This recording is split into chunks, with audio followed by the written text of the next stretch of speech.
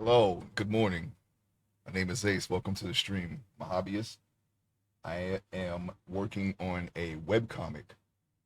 I'm doing 3D meshes to use as reference for the webcomic, and I'm currently working on the topology of the latest mesh that I've done. It was a lot of copy and pasting polygons over and over again, basically. So while I do that off stream, I'm almost done with it. I only have the hands and the feet left, and the ears and around the eyes and the lips. That's it. Everything else is done. I hope it turns out well. It's my first time doing it by hand, but we're getting there. Okay, we're gonna be moving back to that soon. But in the meantime, I did this piece here, and it's more of a gauge of how I want the webcomic to look. Maybe not the background because that's a little rough right now. But as far as the person here, I think this is the look that I'm going to go with the webcomic. There's some hatching here. It's very basic. I'm not good at hatching. I tried to incorporate that into the picture as practice. And yeah, we are doing the color. This is the base color. We're going to start doing working on bringing out the shadows and the light further in the color today. So we're gonna go ahead and get started. Hope you all are having a wonderful morning. It's Wednesday. It's Hump Day, and it's my camera. I'm a little cut off on the camera. It's Hump Day, and we're almost to the weekend. We're getting there. Okay, so we're going to be working on that for a bit.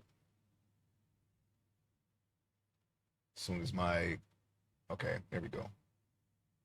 I'm just gonna move my camera up just a little bit so I'm not cut off because apparently that's the way my chair is. It seems like it adjusts a little too much. Got to make sure that AI is not on because my camera has AI and it'll auto track me.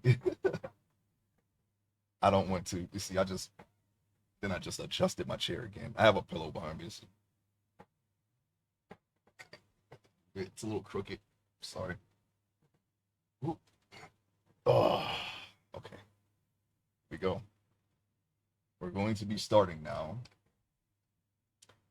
All right. I am basically incorporating two different ways that I do pictures into this picture, and I think I'm going to do that from now on moving forward. Started with grayscale, something that when I started digital art wasn't really great at, but I figured out a way to do it that works for me, and it seems to have turned out well with the base colors here. But first, the way that I tried to do it before was to just grab a bunch of shades of gray and then try to paint a picture with it. It's not the right way to do it, but yeah, using burn and dodge is a lot better for me, and you can control the shade of the tones, and you can stay in mid tones if you want. And now I'm going to put normal layers on top of it and do the color. Well, not normal, but we're going to be since we're working in shadow, we're going to be doing multiplying. We're going to be multiplying the layer here so that way we can get some realistic shadows, I guess. I'm going to use that as a clip. I'm going to put a clipping mask. Okay. And we're going to get started. We get started for real this time. So I already said we're going to get started, but we haven't started yet. All right.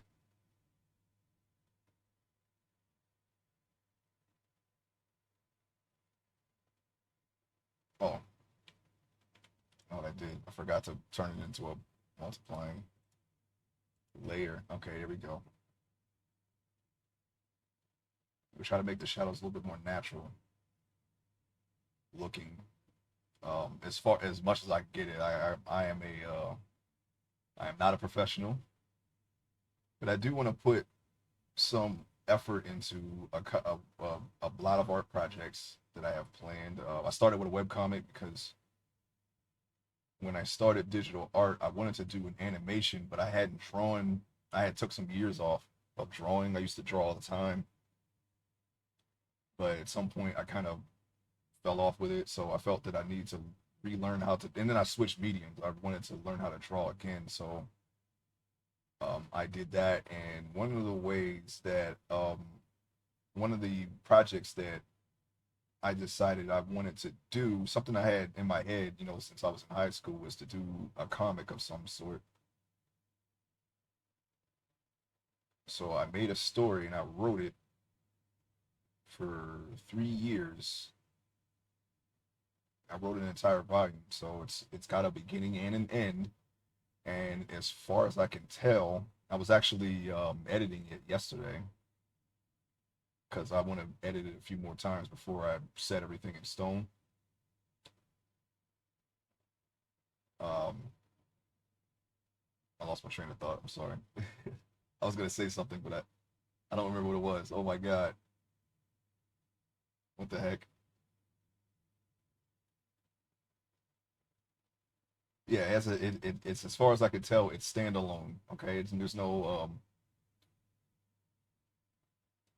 there's no like cliffhanger or whatever. So if I can make it to the end of the story with the art, and for whatever reason I don't get to continue on to my planned volume 2 and volume 3, it's a complete story basically,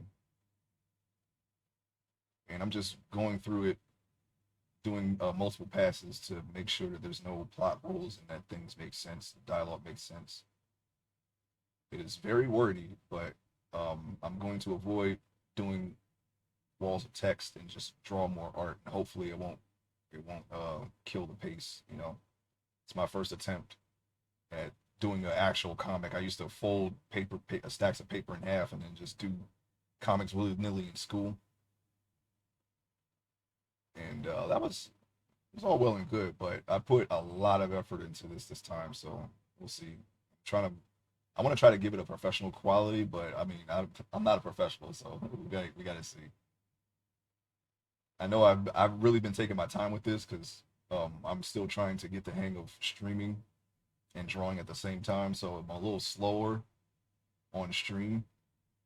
I am very confident that I can do this in one day, but realistically, I want to try to do 2 uploads a week when I get it. I still got to secure my domain. I've been really slacking on that, but we'll get something together here very soon.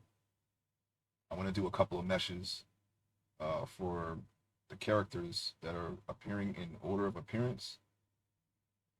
They will be done on stream here in the order that they appear in. And I say about maybe when I get 7 characters and sheets and concepts done, I'm gonna start doing pages here. I don't know when that will be because I'm still gauging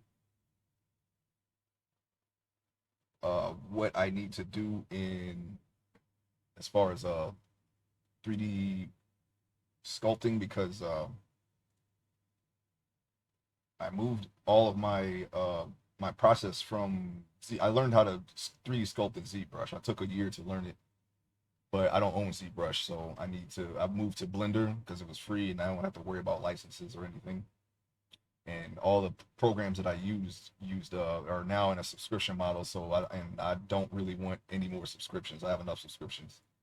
I have very few subscriptions, and they are more than enough. So I moved my workflow to Blender, and I have to kind of figure out how to do some of the things I was doing in Substance Painter and ZBrush in Blender.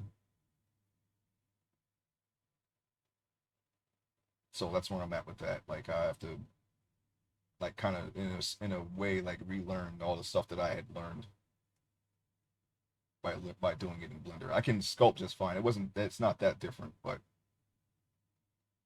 doing textures and which I kind of already know how to do because even if you do textures in another program,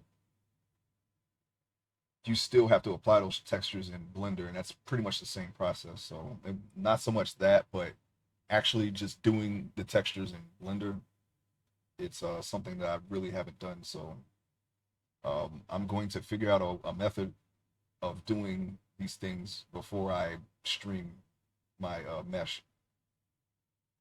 Once I get the topology done, I'm gonna put some clothes on the guy because it's the first character that appears in the story. He has underwear, but he doesn't have any other clothes yet, so I gotta put some clothes on him. When I was learning, hey Trig, good morning. When I was learning 3D modeling, I made some very basic clothing for my mesh or for my meshes, but I want to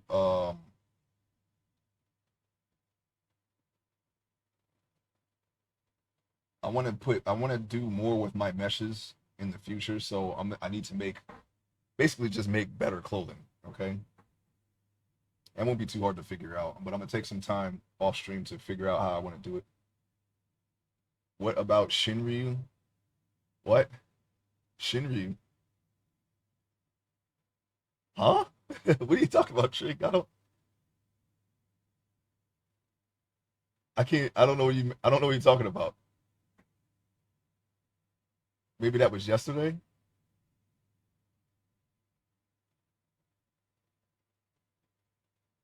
Oh, this tab has been up since yesterday. Oh, okay. Yeah, I can't see anymore what was said yesterday, so I'm not sure.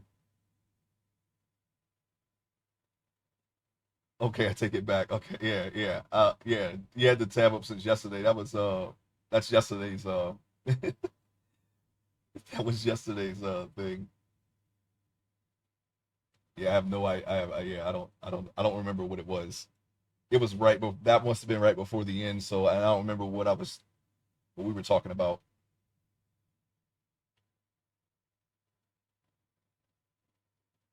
Anywho, yeah, that's where we're at with the 3D meshes. It doesn't take long for me to oh, everything's great. I'm doing fine, it's hump day. I am so I think this is how when well, I mean, I'm not done with this yet, but I think this is how I want the webcomic to look. I think it just needs some polish, but other than that, I think we'll be all right. I get up, I make coffee, I eat breakfast, do hygiene, all that stuff before I come on. So my morning has already started. I haven't eaten Wheaties in years.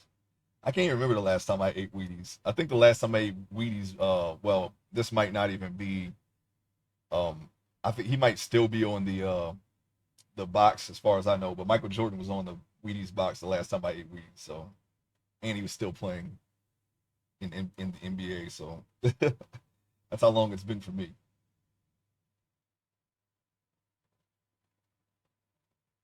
At least I think it was Michael Jordan. It could have been somebody else, but who knows? It's been that long.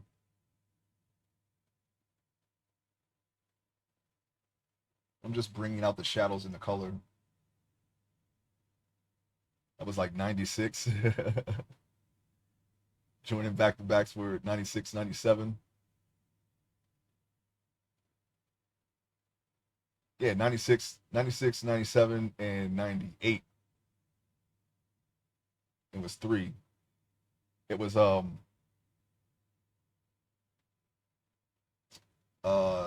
nine, I think it was, what was it, 90, 91, 92, 93. It was 91, 92, 93. Then his dad died, and then he retired and went to baseball.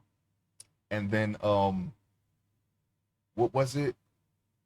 94, 95 was another team. That was, I think that was was that the Hornets that won? Because they were facing off against the Bulls for one or two of the seasons.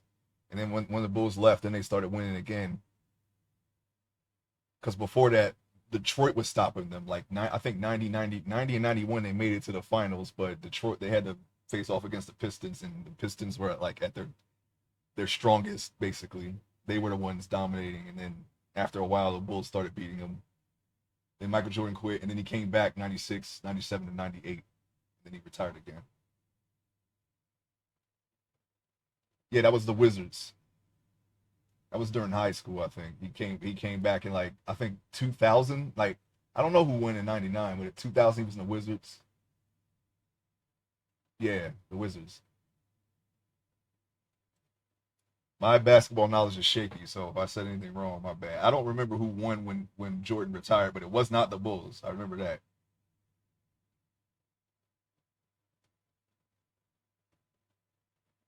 That name. He didn't too hot. He didn't do too hot in baseball. No, he did not. But he made Space Jam. I think. Wait. No, I think that was before he. I think that was when he came back. I don't know. He was a baseball player in Space Jam, so I'm gonna assume that he was still playing baseball when Space Jam came out. You said way more than I knew. LOL. I and came back with the 45. Yeah, you know what's funny? I wasn't even watching basketball during that time, but I know what happened. I was never really a sports guy. I only really paid attention when uh Kobe and Iverson were facing off a lot. So I was like, yeah, okay, I'll root for this for the Sixers. I'm from PA. It's a PA team, so I'll root for them. But I didn't follow the entire season. It was just like maybe some playoff games and the finals, and then after that, I just didn't care really. Jordan's like Beyonce or Kardashian. Jordan was just so popular, he was common news. Yeah, it was. Yeah, he kind of transcended basketball a little bit. He was in a lot of stuff. He's in video games, he's in movies, so it's kind of hard. He's kind of like Shaq in that way, except um, Shaq didn't win his rings until later. He wasn't winning a lot in the '90s, but after he started winning more, I think he has like five. But yeah, he's like Shaq, and how Shaq kind of like transcends NBA a little bit. He's doing stuff for the community. He's in law enforcement. He does martial arts. He does music. He does movies, TV shows, sports shows, everything. He's got his own shoes. He beat the game. Yeah, yeah. He's in a lot of stuff.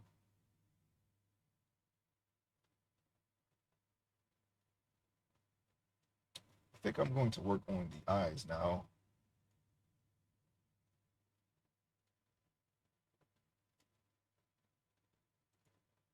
Oh, I forgot something.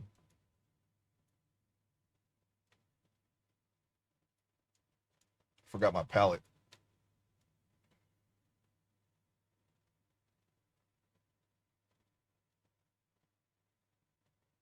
Same with Snoop, how he was in wrestling and cooking with Martha Stewart. Top 15% of all the stars just doing all side quests now. Yeah, I don't know how much they're making, but I know they're making a lot. So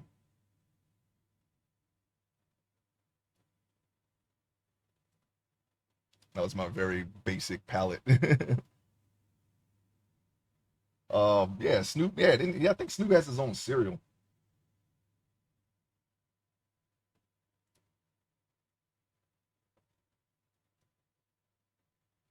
which is crazy. I don't know. It's not something. When I think of Snoop Dogg, I don't think of cereal. All that all that is just him going back to Pallet Town and beating all those level 15 trainers they accidentally walked past.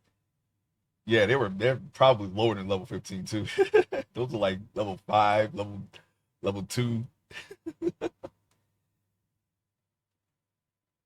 That's funny. Route 2 is which is the path right outside of Pallet Town. I think that's the best track in the entire game. It's the only time you'll hear that track, that do do do do do do do do. Route 2, gotta have Route 2. Yeah, I was being kind. Yeah, a bunch of bug catchers and youngsters and whatever the heck. Whatever. I know I think the bug catchers were in the forest, but I know there's quite a lot of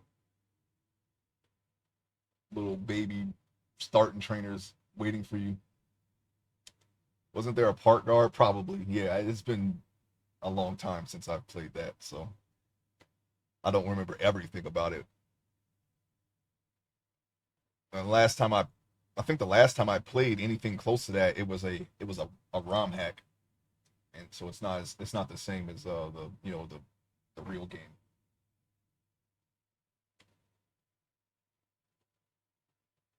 What was it? I think it was Infinite Fusion, and then there was another one too. It was it's one where you can be a gym leader. I forget what it's called though. I have to finish both of those. I especially enjoyed the Fusion one. That's I know that was a popular one for a while, but I liked it as well. And that's how I got into it. People were everywhere were playing it. And I was like, okay, yeah, that sounds like something that I would enjoy. So I tried it.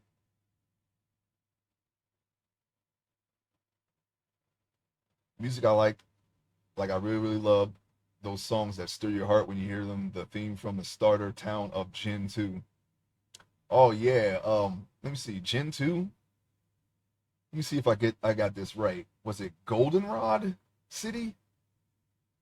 Or was it Arikutik? I don't remember the name of the thing. One of them was a remix of Celadon City, I believe. Hey, Liamo, is that an L or an I? I can't because I have a dark mode black background and your name is blue. How you doing? Good morning. I'm doing great. Hope you're doing well as well. It's hump day. We're getting over it. Getting in. I'm just bringing out the shadows here. This picture. I think this is how I'm pretty certain that this is how my webcomic is gonna look. So I don't think there's anything more that I need to change. But we're gonna uh, clean it up some. It's a little rough, but I think this is how it's gonna go. We're talking about Pokemon. Yeah, I think that's what it was. It was it's a remix of Celadon. I like that one, and I like the surf music for Gen 2 as well. I have not played. I need to play Gen 3 and others. I might do it one day. I don't know, like because I don't really feel as strongly about Pokemon these or anything really these days. But um, I'm open to playing them again someday. I think the last one I played with the last one I played was Sword and Shield. I did play that. I haven't finished it though. I can't like the only one that I played from start to finish was Let's Go Eevee because it was Gen 1. I did like that one, but it was basically just a remake of Gen 1 of Yellow, I think, specifically Yellow. Do I want to? I guess I do want to uh start blending the skin. I think the skin is good. I'm not. Yeah, I guess it's fine. Going to blend it. There's no other shadows for the skin. I'm going to do that. Last one was Pokemon Black and White. That was when I had my house fire on my DS Lite. It was red and black on the inside. I had a piano sticker. I almost got Black and White. I almost got like when I almost bought a DS and returned to it then, but then I held off. I was like, nah, that's all right. I was like almost impulse bought it because I don't know. I woke up one day I was like, man, I haven't played Pokemon in years. I should try it again. I think what had happened was this was back when I still watched TV. I was watching a premium channel and I think Pokemon had came on when I was asleep and I heard it when I was asleep and they try to it was like a subliminal messaging. So when I woke up, I was like, man, I haven't played Pokemon in so long. I should probably play it. And then I sat on that idea for a while for like a couple of days and I was like, okay, nah, never mind, I ain't gonna do it. Then one got stolen from FedEx in the break room, and that one the stickers were red and black lightning. After that, I went more to my PC. LOL, just getting brainwashed at night. Yeah, it like I think it was like Pokemon Heroes that came on in the morning, and it was ending, and they were doing remixes of all the songs they played in the original series, I woke up and I remember I think I heard some of it while I was dreaming, and then I woke up and I was like, oh yeah, Pokemon.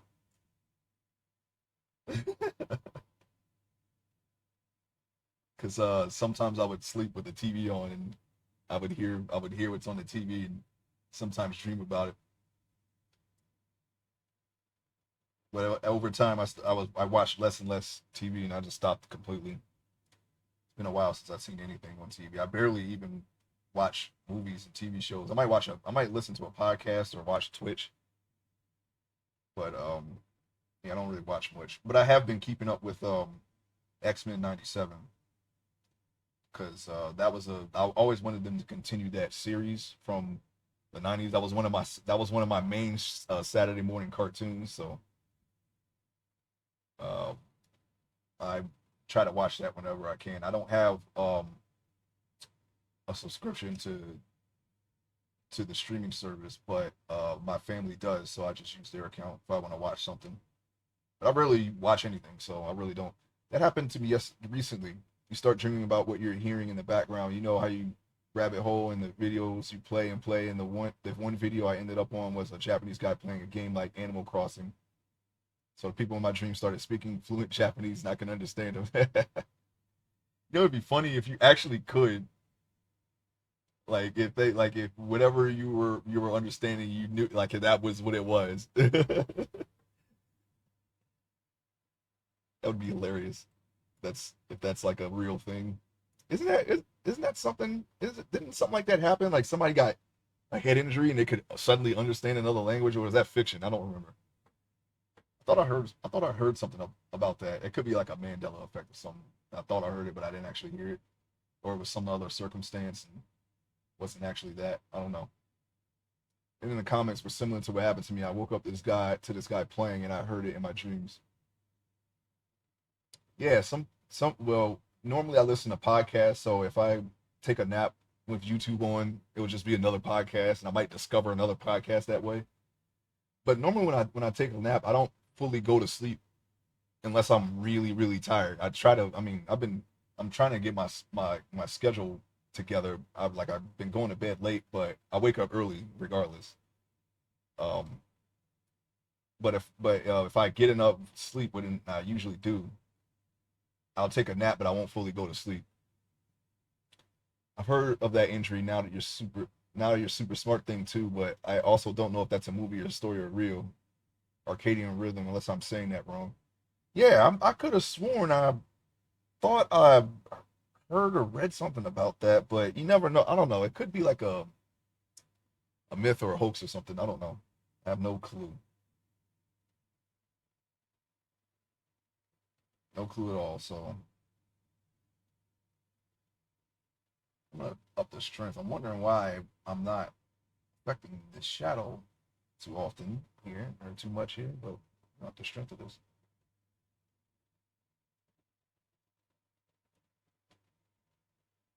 Yeah, yeah, it's weird. Brain's weird sometimes. It does weird stuff. I mean, there was one time I was at work, and my one of my bosses was talking, and I was tired. I was tired as heck, and I nodded off. Like I was in a chair and I'd fallen asleep, but I could still hear him, and I was awake. And he was like, "Hey, wake up!" And I woke up, and then I continued his conversation. Like I answered him like what he said, like because he wasn't addressing me directly, but I woke up and joined the conversation. He was like, "Hey, that's pretty good." I was like, "I'm sorry, I thought I was awake. I didn't know. I didn't even know I was asleep. I'm sorry." It was a very demanding job, um, and I was a little bit sleep deprived, so I dozed off in mid conversation, and then but I was still in my head. I was still in the conversation. I could hear him, and I rejoined it. That was an interesting day. I think I think we were driving somewhere. I wasn't behind the wheel, so yeah, no, I don't. To date, I have not gotten I've not like been that tired behind the wheel. Usually I'm very alert when I'm behind the wheel and not tired. So I thought I was awake. That was from getting woken up in class, and you have to think fast, recall the last five things you heard, so you don't get in trouble. He like it was something here. He literally just said like and I know he said it because because he confirmed it. He literally confirmed it. So I was like, yeah, yeah, it's pretty cool. If he didn't actually see me asleep, well, he woke me up, but he didn't actually. I probably would have continued. But yeah, when I take naps, I don't fall all the way to sleep. Like I can still hear it. If something is playing, I can still hear it. I try not to go fully asleep. I just kind of like half close my eyes. This game music, well, let's see, because I can't see or hear it. It's coming through. Yes, it is. It's from The Gods Will Be Watching. It's a very interesting science fiction game. It's 2D. Been watching video game myths, man. Pokemon alone, yeah, it's a lot of theories and conspiracies with Pokemon. Welcome to the stream, Typo King.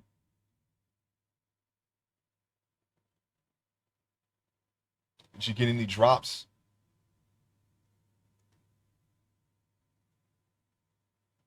Okay, let me do the hair. Okay, boots, nice, very nice. That's one. Now you need four. You need the other four. He said he will do it for free. Okay, tell him I'm gonna tip him anyway, because that it's a big help. Trust me on that. I think at least in that game, I know he's got a lot of resources, but I want to thank him for helping me help you. Um, anyways, let me see. Yeah, let me do the hair. I need mirrors. I have to get him. Okay, I can take a 15-25 minute nap. People hear that and they're like, I can't do that. I wake up Thursday. Yeah, man. Like, jobs are hard. I'm assuming it's because of work, but working these days is hard, man. People are not having a great time in the workforce these days. Overworked, underpaid. It catches up with you.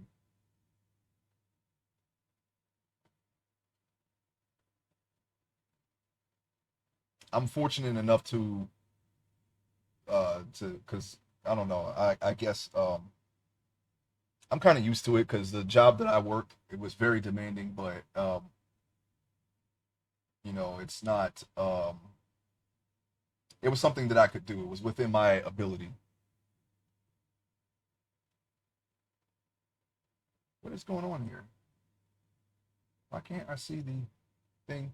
So everything like doing working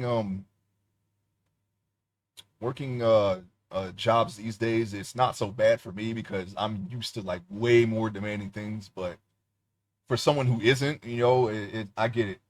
And some in a lot of these companies will take advantage of you. So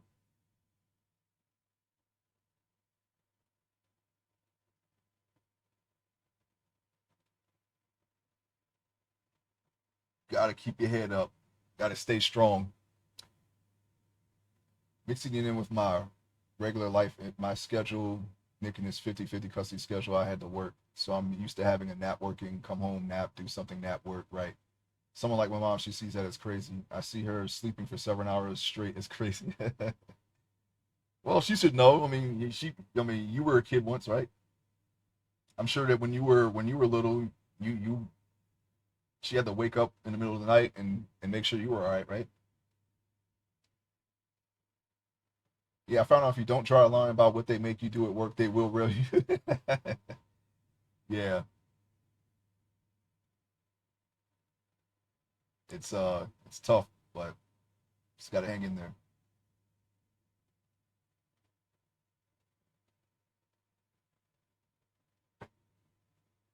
I used to be in the military, so it's like all like I would rather uh like I guess yeah anything that's demanding here, in normal civilian life is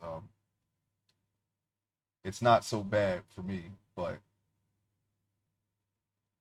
even I will say no. I'm not gonna. I don't want to. I'm like I'm not gonna let anybody take advantage of me. But there's some things that people don't do or can't do that I'm like that's no problem for me. So I'll do it. I'm not. That's not something that will affect me as much. So chalk is fun. Chalk. Okay. Some of them draw with chalk, yeah, or pencil. Thank you for your service. It's like the last five I missed to say. Oh, don't worry about it. Thank you. Thank you for thanking me.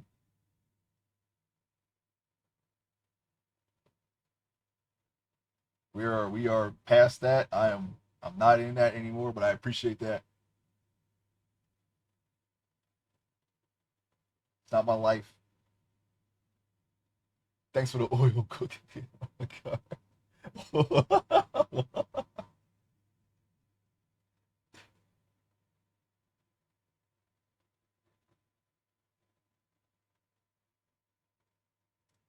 Big boss. I forget that there was like some meaning behind that in Peace Walker. I forget what it was though. I don't remember. I haven't played it. When Peace Walker came out, I think I was on my way out actually. So yeah.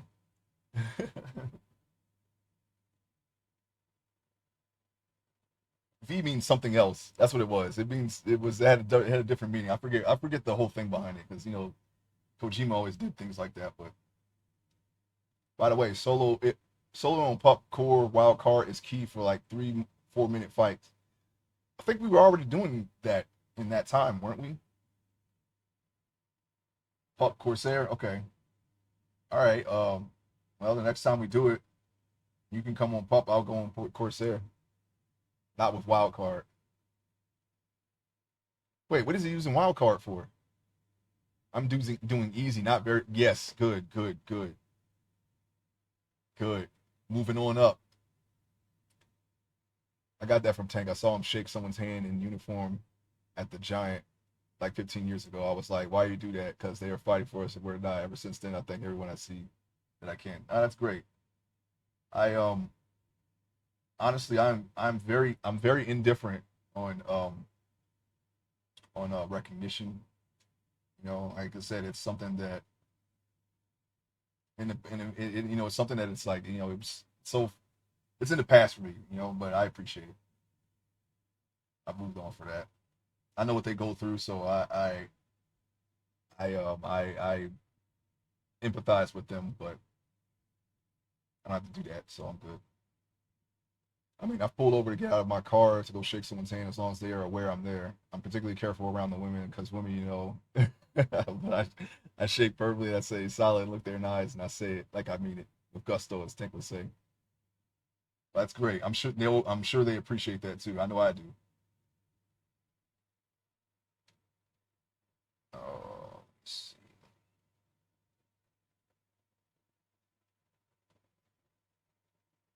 I want to make this darker, but I this is supposed to be uh secondary light reflecting from the environment here. But I think I made it too bright because I'm having trouble darkening it. But I'll just do that on a different layer. We'll slowly get it to down to where I need it to be. I'm just gonna add shadows to the hair here. The sun's supposed to be hitting right there, but it might be a little too bright. They always do, and sometimes you can see it light up their face. The women are more than the men. The men are still thankful they just show it less, but 100% they say thank you for your support for some variant. It was very weird for me when I had to travel a lot, and I'd be in the airport. There's sometimes I had to wear my uniform. It's so awkward. It was awkward to me then, but because I just wanted to get from point A to point B, but then they would come on the loudspeaker and have the whole airport applaud. I'm like, I did not want that. Okay, but thanks, I guess. Like those times where, if I'm coming on leave and I have to go back to deployment, I'd have to travel in my uniform, and then the whole airport would have to clap, and it's awkward because you see people who like don't care. It's like, hey, look, I didn't do this. Okay, like they don't clap. You got people who do clap, people who don't clap. It's very weird. And then there's the whole thing with when you're not in uniform, you get you have I don't know.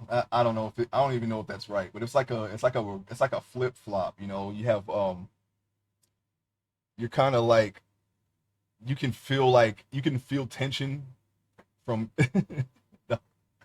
you can kind of feel tension from I guess more left leaning people, you know, politically, but all the conservatives are backing you 100%, and they send you things and everything, and then but then when you're not in uniform, it's kind of reverse. Left leaning people are they seemingly more friendly, but and then conservatives are I don't know, it's kind of weird. High fiving everyone, do a small no. I just wanted to get on the plane, man. I didn't want all that. And then I got people, hey, where you going? And I have to tell. I'm like, and then I tell them the current war zone that I'm about to go into, and then they're like, oh my god, like I'm gonna not come back. So it was like, oh my god, thanks by the way, very uplifting. I'd rather just get a thank you for your service at that point. Just say Brazil. Nah, I told them, that happened so many times. I'm like, when I was sitting there, hey, thank you for your service. Where you going? I'm like, Afghanistan. And then you could see them just they're talking to a dead person. I'm like, thank you, thank you. The captain? No. You talking about the pilot? No, no, no, no. I rarely saw the pilot. Sometimes you see them walk into the plane. That's it, really. Afghanistan.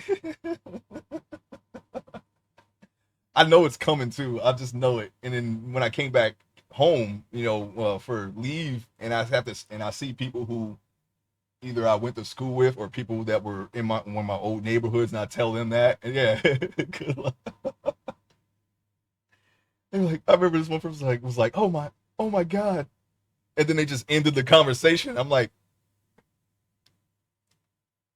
all right,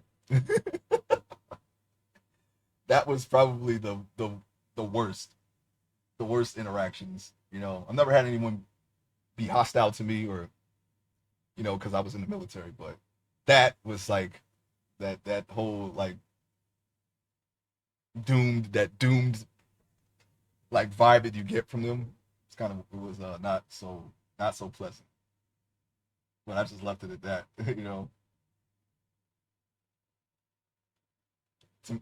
it's, it's it's important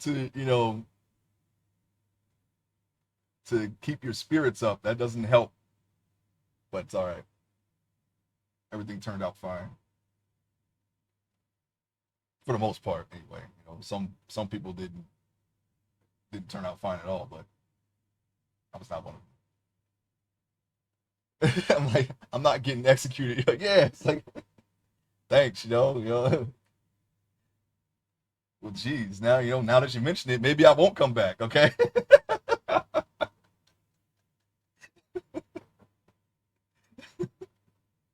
By the way,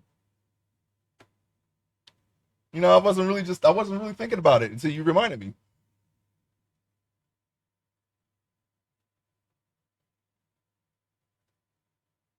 Okay, let me go put some shadows in the shirt here.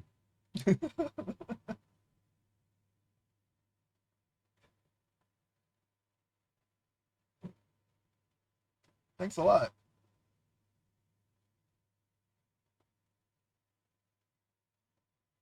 Yeah, I don't need to be reminded of that. I'm good. But I did appreciate all the care packages. Some of that stuff I still have too. They sent movies, snacks, and I had these pair of wool socks. They were so comfortable. They look like somebody shot them with a shotgun though now. But actually still have the socks. I just don't wear them because they're too holy. If they're washed and clean, they just all my toes and my heel just blast out of them when I put them on. So one day I'm gonna replace them and throw them away. Plus four wool socks. Yeah, they sent washed up convenience. Walker leaks.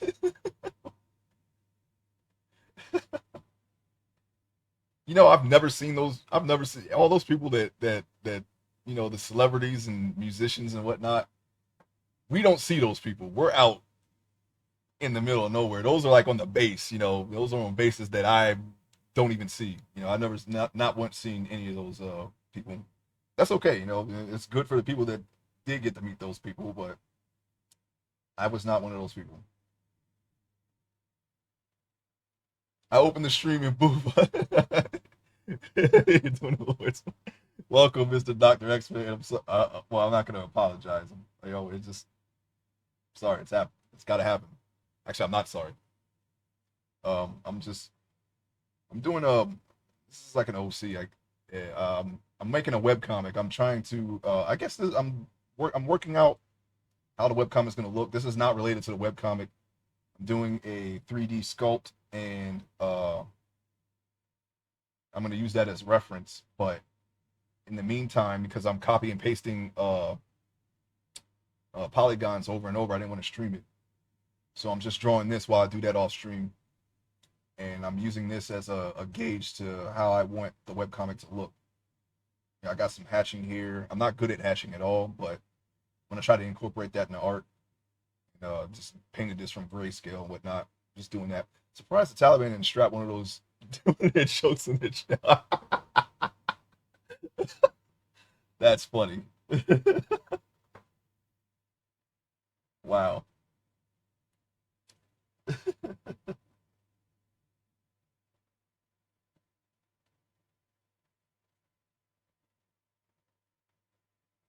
That's hilarious.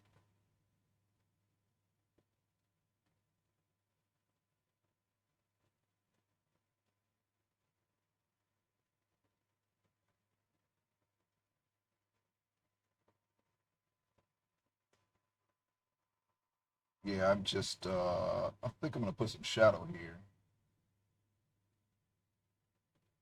And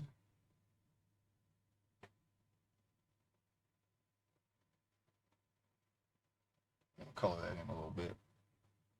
I think I'm going to make that you know what? I'm not gonna do that like that. What I'm gonna do is I'm just gonna put another shadow. They sent Dane Cook. Dane Cook, he was all right. I don't know about now. Like I don't know if he's still does he even do comedy? I think I've seen him. Um, it might have been an interview, maybe a podcast or something. I haven't actually. I haven't. Yeah, I don't know what he's doing now. He's sub Steve. Yeah, I think it was like one or two jokes. It wasn't like uh, what Carlos Mencia was accused of. But it's funny. Because he did he used to go around the colleges and do stand up around colleges, and he had a I think it was like an email that he gave to like college students, and they could ask him what like they would send him email, and he would always reply to it. So I mean, good on him for that. That's more than what most people would do.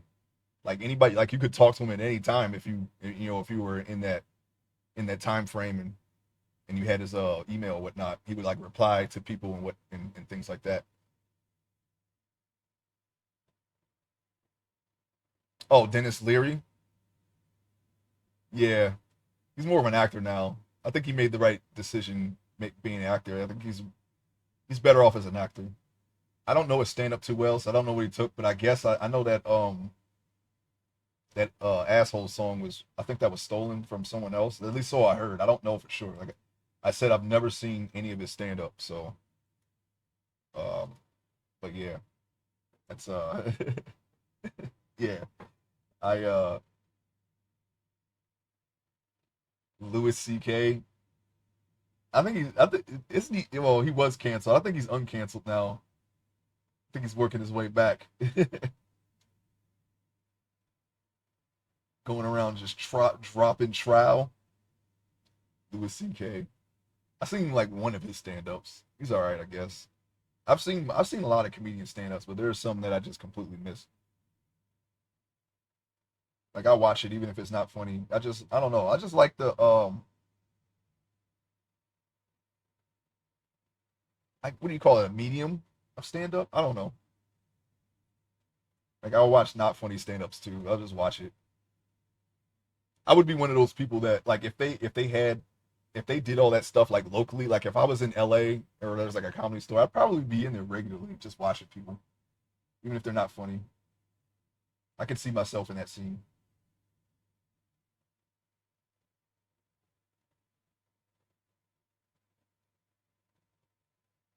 I'm trying to get the texture of the leather jacket right here. I'm using a reference for the leather jacket. You know, some clubs have drink requirements. Okay, I can just have the drink and not drink it. It's not a big deal to me. Or I can drink it. Doesn't really matter. I'm not a drinker, but that can be easily arranged. Okay, it's like I'm completely against it. I'm not like I can just take some sips here and there. Three minimum. Don't you got to pay to get in? I don't know. I've never done that, so it's not that's a something that's foreign to me. But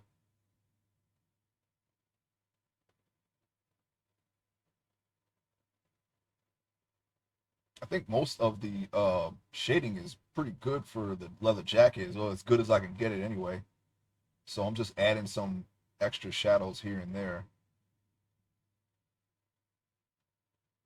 Maybe I can make this a little bit darker since this is underneath, and it can be it should be able to reflect the grass on the bottom. You with three drinks and then you're tackling Dave Chappelle. I would never do that. There's no reason for me to tackle anybody. If they nutty professored me like I was in the crowd and they just pointed me out, I would. I'm not gonna get offended at that. I mean, shit, it's just words anyway. I'm not easily offended by jokes, insults. Well, especially well, at least in that setting, you know, I wouldn't that wouldn't offend me at all. You know, I would I want a spotlight on me? No, but you know, I mean, it's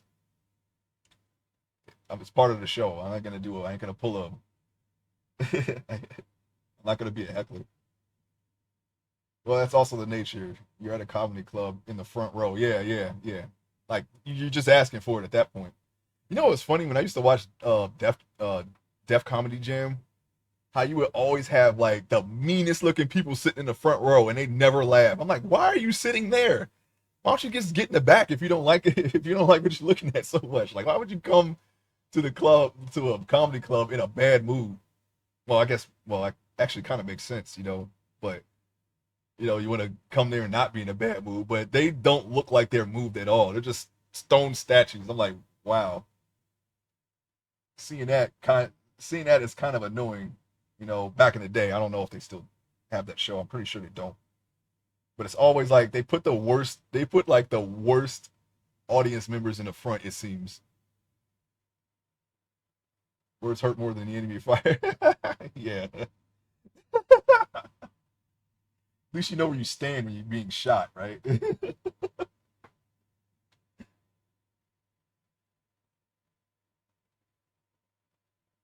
You're at a comedy club for that prime talk about seats. I remember a lot of D.L. Hughley would do that, always talk about the crowd, but I figured that was how it went, and it's off the top of the head. Yeah, yeah, he's still around. I think he still does stand up too. D.L. Hughley.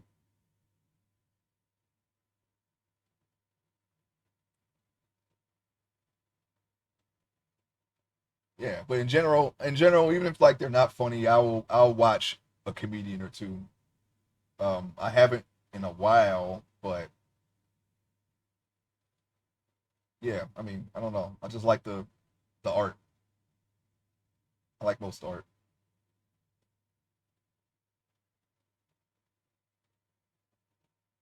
D.L. Hughley. Not too long ago, there was a lot of buzz in the comedy world because Cat Williams went on a podcast and kind of like started calling people out, and that like kind of like set the whole comedy world on fire for a while. That was like in January. I think that I mean there's still like a lot of uh, effects from that. That was a Yeah, it was a couple months ago. Interesting interview.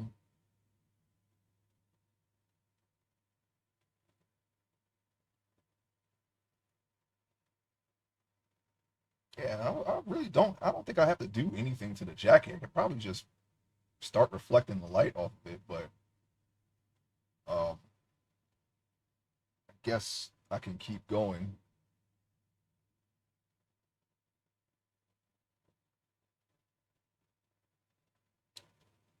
It's definitely it seems like a pretty tough profession. I know a lot of people try to get into it, write jokes, and you gotta be funny. Then you gotta test the jokes out, and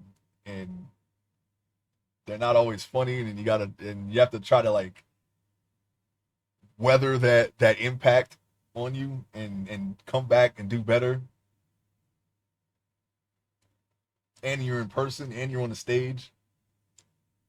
That's got to be pretty tough to do.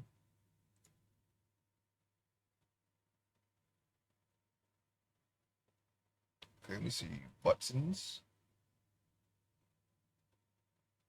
I'm trying to do a button tour. I may have to. I'm gonna lower the opacity for the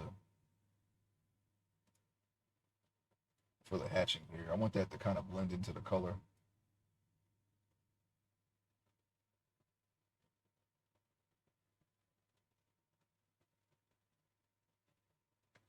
And it's not like solid black lines.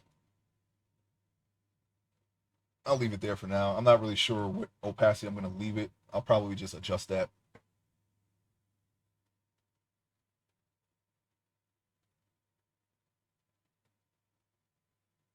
I'm just gonna work on the buttons a little bit.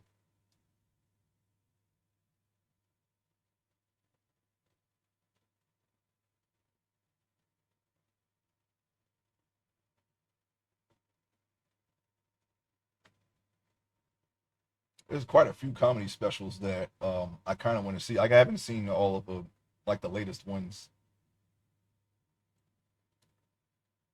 You ever see those memes? Does your dog bite? No, I have never seen that. But he hurts in other ways. Your mom wanted a girl. What is it, Son of Sam or something?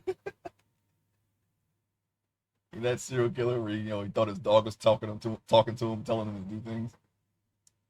That's funny though. Oh, I've heard of that. Yes, I've heard of that. I don't think I've ever actually watched it, but I've heard of that. That used to be on Newgrounds, I think. Cyanide and Happiness. Yeah, that rings a bell.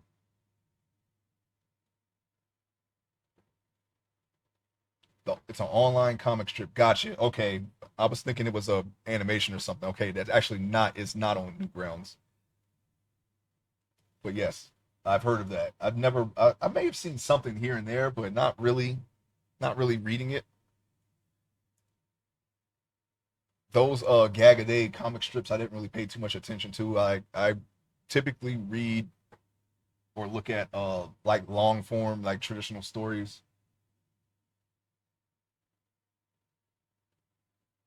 Probably was an animation, maybe it's one of the skits. Yeah, probably. But yeah, it's like a almost like a simple style. I think I know what you're talking about. I may have seen some things here and there. Yeah, me too. Um, yeah. Sometimes somebody will reference it, or they'll post a strip, something like that.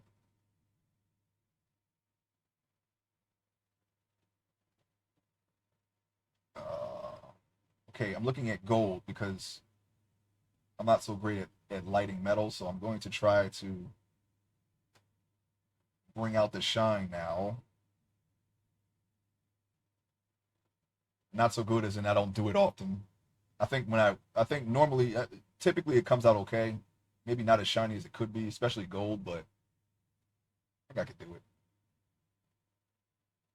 I'm looking at a gold. Gold is like a gold necklace right now in light, some lighting on it.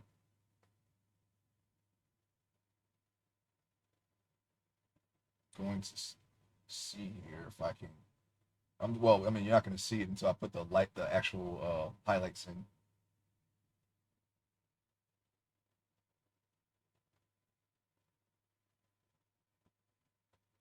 We're gonna work on the necklace for a bit.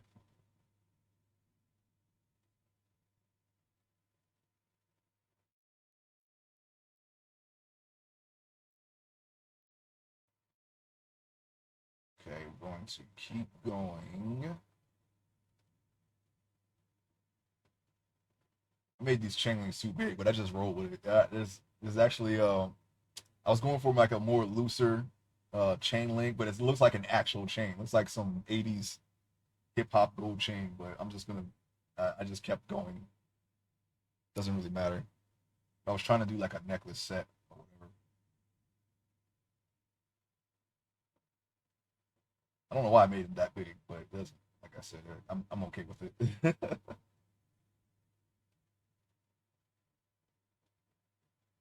And this was supposed to be smaller links, but I didn't want to. I mean, I don't think I could have. I like the Figaro link.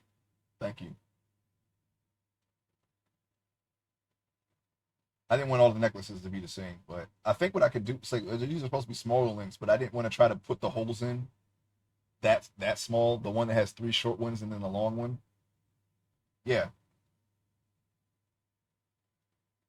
yeah, these here.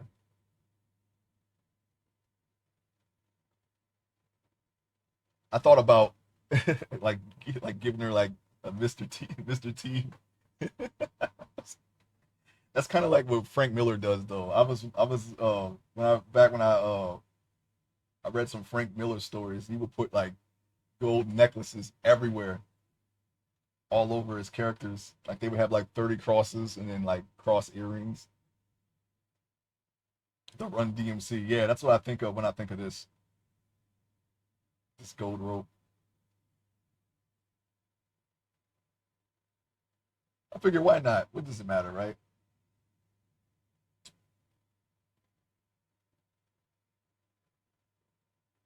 It might be a little crooked. Usually, it should be perfectly looped around the neck, but it's kind of crooked. But that's okay. I kind of adjusted it a little bit.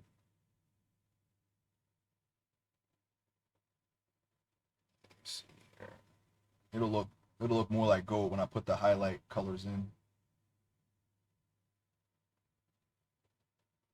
Right now, it's just a two tone, so it's very dull. It's like it's not even. It's like a fake neck, a fake jewelry. Oh, you know what? I should have smudged those colors a little bit. Streets of Rage music. Is that what it is? Oh, nah. This is that's actually Command and Conquer. I do have. I think I have some Streets of Rage music in there though. Pretty sure I do.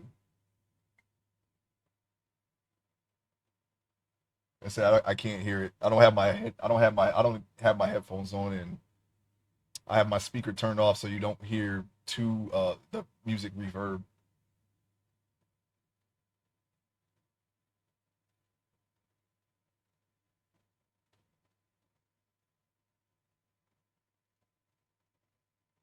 Okay, so let me see.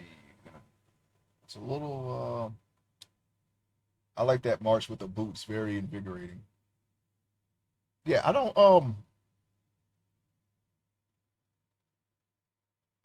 know them all by name. All I know is that when I used to play Command and Conquer, I heard the music over and over. I was like, and I was thinking, I was like, you know what? Art real time strategy music would be okay for a stream, I think. So I put it in the playlist. I just put that in the playlist. Normally you don't. Yeah, Hell's March. I didn't want to do that because I think that's closer to being licensed. Like the guy who made um this soundtrack, he did all the soundtrack for basically all the RTSs during that time. Like he did Doom 2, he did Doom the Battle for Arrakis, he did all the Command and Conquers, he did Doom 2000. It's all the same guy, and he has his own band. and he plays some of the tracks live, and Hell's March is one of those tracks. So I did not put that in because I didn't want to get in trouble by YouTube. But Hell March definitely is something that I believe would be flagged if I put it in. The band Hammer, yeah. I didn't want to get a strike, so I was like, I'm gonna leave Hell March out because I know that's been played in concerts, and there's like so many renditions of it that I'm almost certain that that'll trip some kind of YouTube or Twitch cop algorithm. So I left that one out, unfortunately. But Hell's March is pretty badass. I wanted to put it in, but now I thought about it. Since I knew enough about the composer, I was like, I'll leave that one out. I'm pretty sure that's the only one he plays in concert. As you can see, this necklace ends right here. I'm gonna paint that in at the end. I messed up. I didn't line the rest of the necklace. I kind of forgot it, but it should be coming up here. This kind of ends here too. That's something I'm gonna have to fix. I'll probably fix that off stream when I'm done with this picture.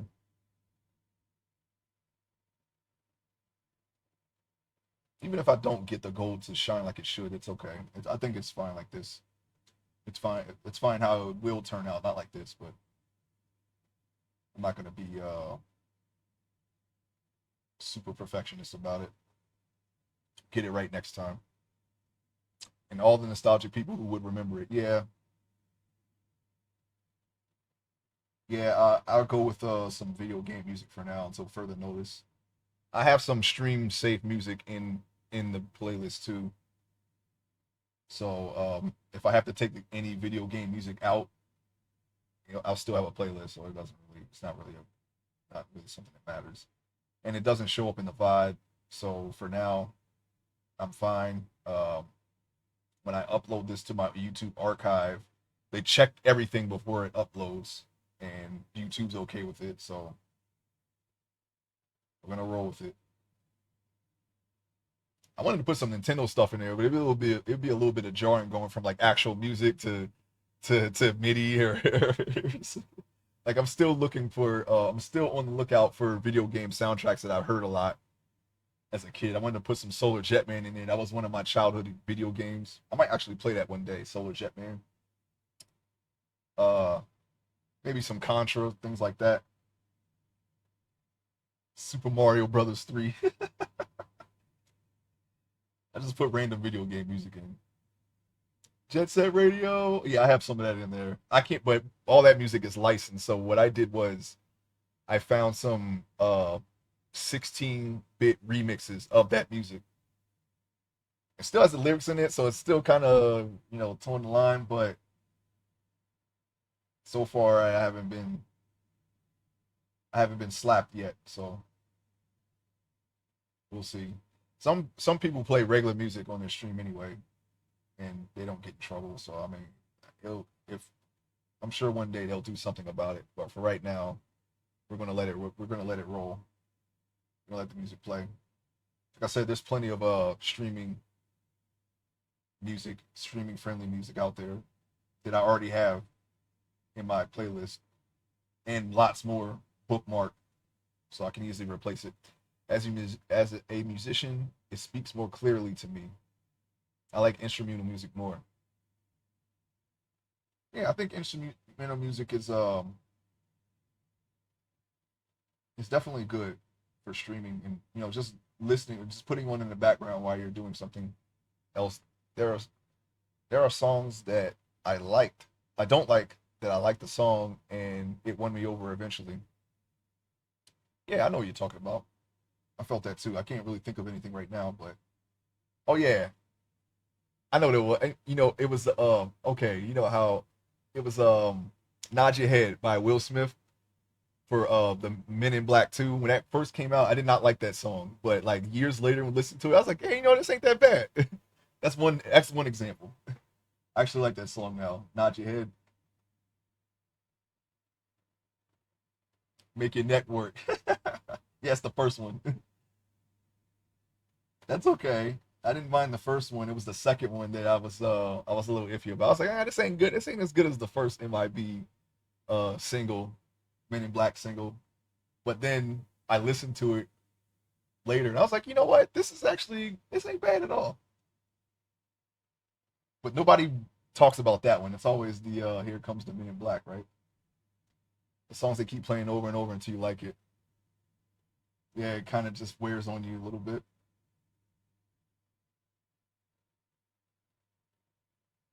I don't listen. I don't really listen to radio music much now because even if you don't like the song, it'll get stuck in your head. It's like super catchy. I know a song that you will hate over and over again instantly. Oh my gosh, what is it? What is this? What are you get? What are you gonna tell? What are you gonna? Which one is it? What are you gonna pollute my mind with? Oh man, what is it? I'm ready.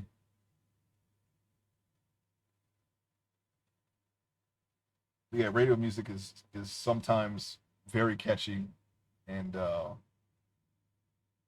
even if I hate the song, it's in my head now. I'm like, oh my gosh, I don't want this. I don't want this in my head anymore. I have to try to drown it out by listening to something I do like. Or you hear a song that you do like and it gets stuck in your head, and then your mind's and like you don't listen to it, but it's in your head, and then it just gets oh that.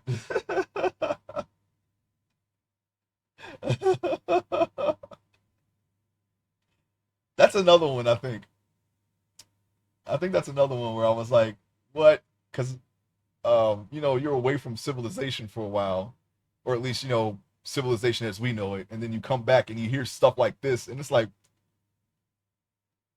what is this? What people are listening to now? And then after a while, you're like, all right, okay, all right. It's kind of funny, and then ironically, you're just like you're singing it ironically.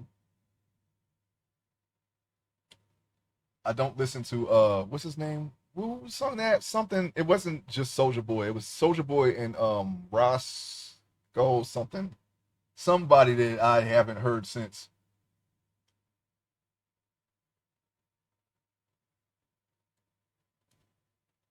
Yeah,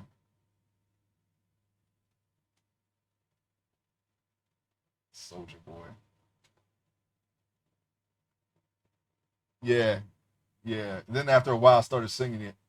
I like like unironically. I was, like when we played game, like I think we were playing Anarchy at the time, and they had came out with these new vehicles that you can get for your character. So we would pull up on each other in game and then sing that because that was what you would hear. Like people would be blasting that music. Yeah, Roscoe Dash, that's what his name was. Um, People would be like blasting that in a car for whatever reason. I don't know. And so when we pull up in our cars, we would sing that like we were blasting it in game and make each other laugh.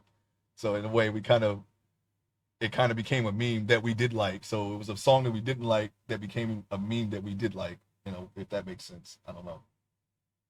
And I guess the song was a little more tolerable as a result. They were all in the same pack. That yeah,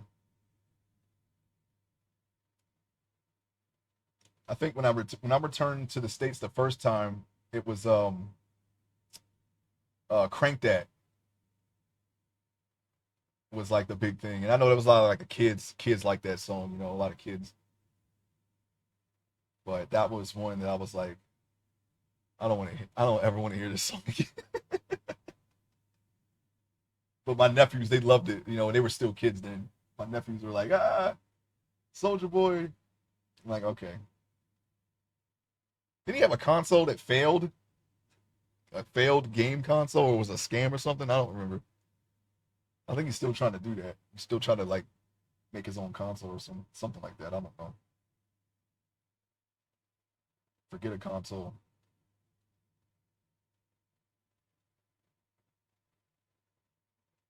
So I'm looking at a coin, and when it's lit, it's only the embroidered head, or the not embellished, not embroidered, because I think that's I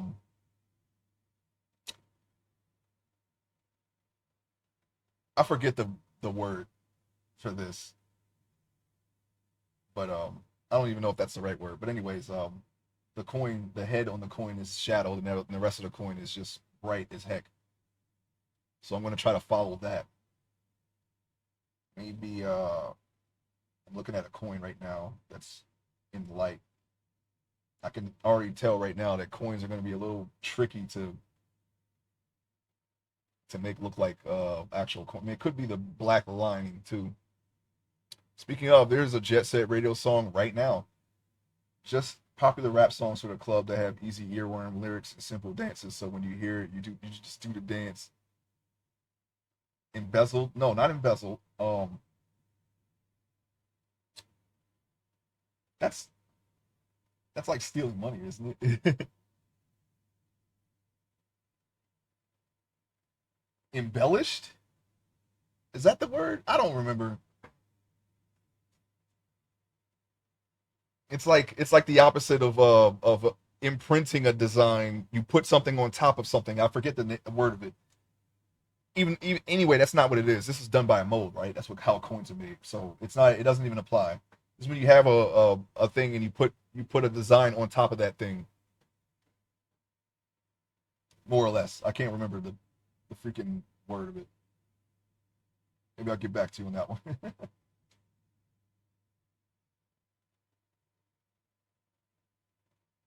Anywho, yeah, embezzle is stealing. Yeah, not that. Beveled, beveled. Is it beveled? I'll double check after stream. I know it's something very similar. I just forget the word because I haven't used it in so long. Some words you just forget. Anyways, okay, we're gonna go down here. I'll put some shadow right there. Embossed. Embossed is what I'm thinking of. But that's not what you don't emboss a coin though, so it was wrong anyway.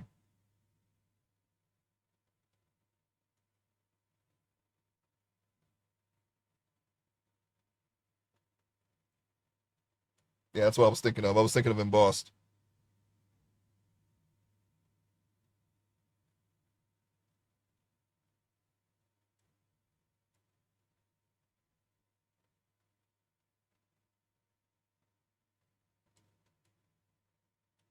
Um, yeah, coins are just you're just well, yeah, you just put them in a mold, right? Or you press them together, and then the top is done with a mold. The head's not embossed. At least we solved the mystery. Yeah, I don't have to look it up now because that would have bothered me too. I thought of it. Yeah, yeah, yeah. It would have bothered me too, unless I forgot about it. Sometimes I do that. Sometimes I'll be like, okay, I'm gonna look this up later, and then I completely forget about it. And then years later, it'll come back to me. I'm like, oh yeah, I was supposed to look this up. Not years, but a time later. I don't think I've ever went that long without remembering that I was supposed to find out what something, more info about something. Coin. Guess that's okay. I don't know. I'm thinking I can go on. I mean, yeah, I guess we'll go ahead. I'm trying to keep track of all of the shadow layers here. It can get a little tricky when you start adding more and more layers.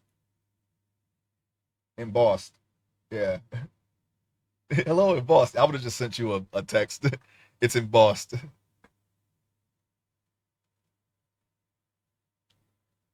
Yeah, I was thinking, I was like, yeah, because you know how you look at if you ever look at a coin on its side and you can see the layer of what was it? It's like copper and then there's another metal and another metal. So that's why embossed popped in my head, but I was like, no, they just probably just press the metals together in the whatever is on the top of the metal because I never really looked at how a coin was made. Whatever is on top of the metal probably just has the imprint of the head and the words and whatnot, and it's probably just press it on. Probably that's why I'm guessing. I'm only guessing here. Like I said, I don't know how a coin is actually made. but I do know that you don't just fill a mold with molten metal, I guess. Something I should look into one day, though. Unless it's like a doubloon or something, something from the past. But I guess they probably filled some kind of alloy, mold up with an alloy and made a coin, or they pressed it with a hammer or something. You can, I mean, gold is malleable enough on its own, so you don't really need to do much to mold it into something, right? I know they added riches so dimes would be harder to counterfeit. Yeah, counterfeit dimes. I got my counterfeit dime business. That sounds like something that would happen in like prohibition times or something. Who the heck was gonna bother counterfeiting dimes? Hey, I got all these dimes that I want to trade for cash. Don't look into this too deeply, okay? I'm thinking how hard were the times they're making fake dimes. Yeah, seems like depression times, right? That's what I get when I hear that. Anyway, I could be wrong. I don't know. Back when a dime was valuable, more valuable, and it all has value, but more valuable than it is now. Get a haircut, get a shave and a haircut for that, right? Maybe more than that. I don't know. I wasn't around back then.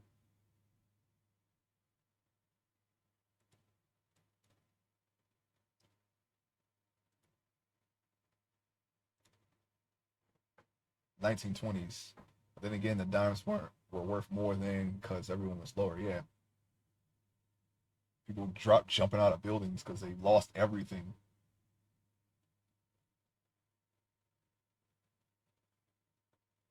Tough times, tough times.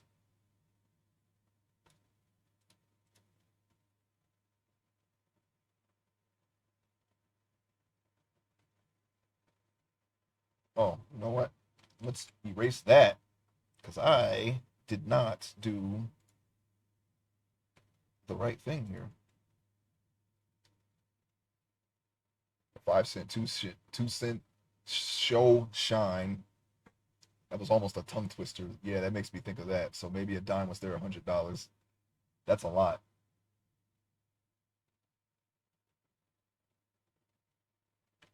I messed up again. Have to multiply.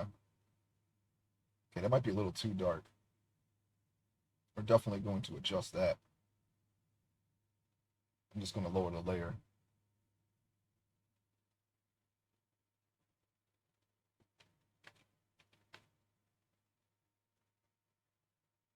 Shoe shine. Okay.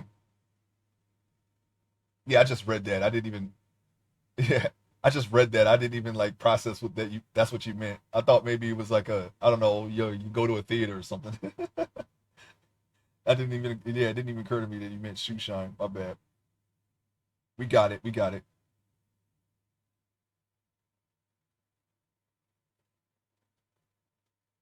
I don't know. I'm trying to see if I can paint in the grass here. Like I said, I'm just gonna blur all of this. All the detail will be in the sky when I get to it. Grandparents with the back of my day, gas was 40 cent. Yeah, you also had the ration gas with freaking ration cards or whatever because they had it was a big oil crisis back in the day too. You didn't think about that. A loaf of bread was 19 cent. Yeah, I wouldn't know. Wasn't around back then. That has no relevance to me or the time now whatsoever.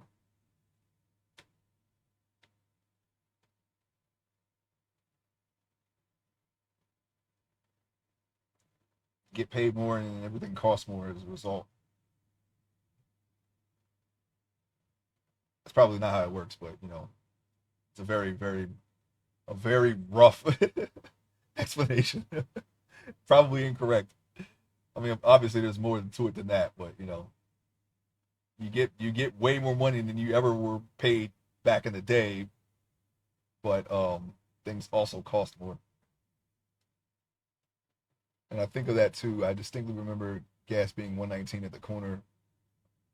I was like eight. Oh, what? I mean, what is it now? I don't even remember. I think that. I mean, it's not that much more expensive. I think around 2014 is when it was at its worst, and in these parts anyway.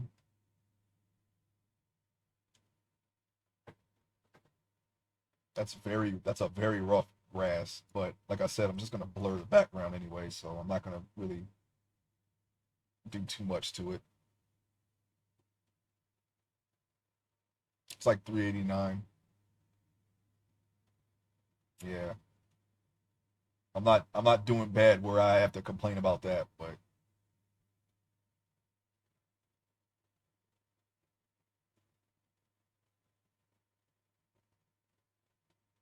that is significantly higher than it was by comparison. But I'm not gonna worry about $3. Sneaking music. I think I know which one that is, but yeah, that's Command and Conquer as well. I have it on random, but it seems like it keeps playing the same tracks over and over again.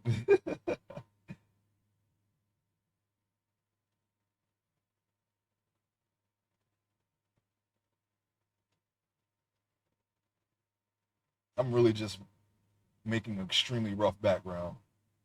As long as it makes sense when it's blurred, I'm not really gonna do much to it. It's also very loose background. You know how certain people, if they're important enough, have their own music, have a theme. Anybody can have a theme, really. All you have to do really is, if you really want to like look like a weirdo, you could just walk around with your own theme song all the time. Like gas is gas. That's how much it is. It's better than when I had to walk, so I'll take it. Yeah, I'm not gonna fret over that. I have a budget. I stick to it, and it works for me. So I don't have to worry about gas.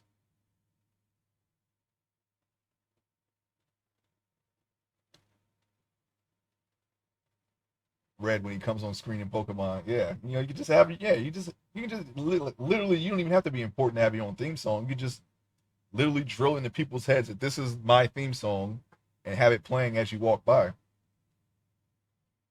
I bet you that would work. You'd look like a weirdo, but it would work, right?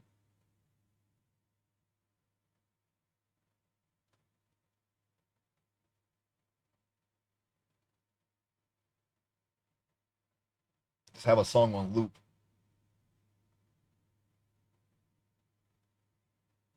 Are you willing to test this theory? Go to work and just have a theme song playing as you walk through the door. Whatever that song, it can be literally be anything. And then and when somebody asks you about it, you just say that's my theme song, and you just keep doing it. You keep doing it, so then when people hear that song, they're gonna think of you. Boom, you got a theme song.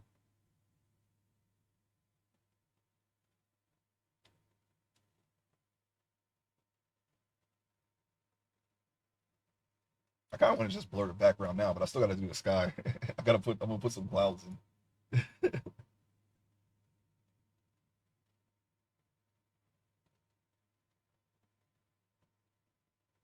I actually don't remember Red's theme.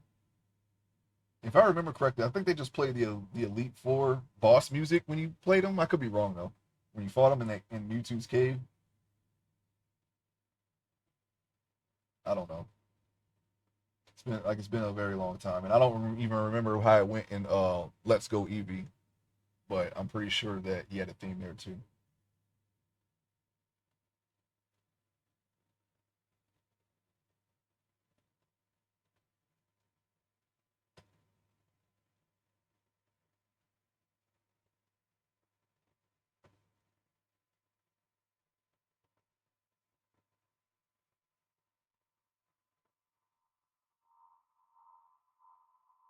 They kind of changed Let's Go. They added more to Let's Go Eevee. Like you can even though I think they took away the Fire Red and Leaf Green the extra DLC islands, I think, where you have to go and you have to like fight Team Rocket again because they have like a headquarters there. I think they took that out of Let's Go Eevee, but they made Blue take over Viridian City's gym and you have to fight him again. He becomes the new gym leader.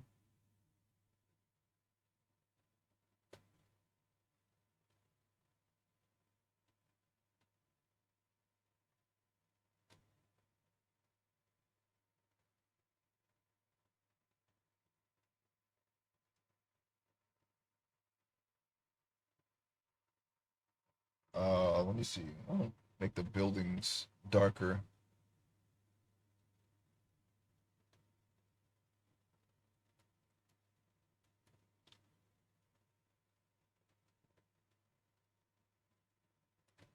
Red.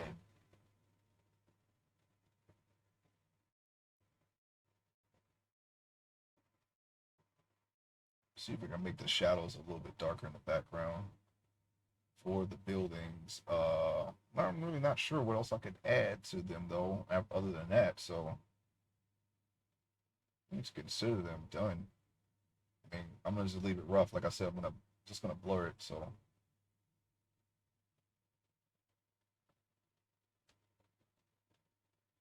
me see something real quick.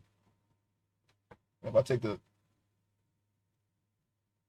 the lines away, it's already kind of has a blurry look to it. I could leave it like that, but I don't like the way this tree looks without the line, so I might blur that further. Or maybe I can sharpen it without it making it pop out because it's supposed to be a background thing.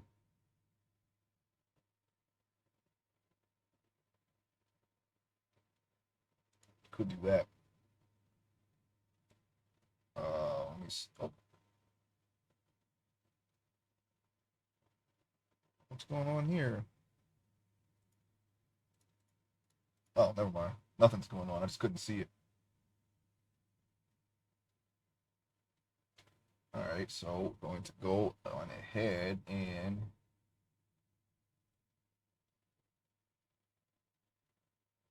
to the building.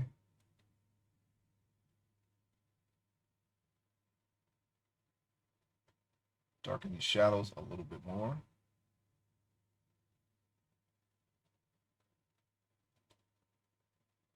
I kind of do want to go back and play the games that I missed in Pokemon, but that's a lot. That's still a lot. It doesn't take. It's not a fast game to beat.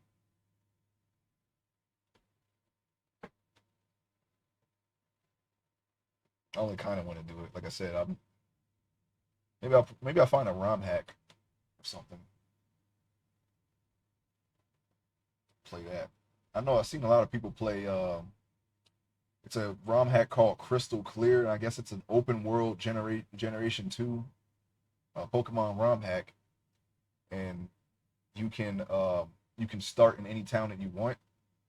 I don't know how much they put in the game though. I didn't really look into it very much, but I know that's like the newest ROM hack that I see people play. It's been out for a couple of years though.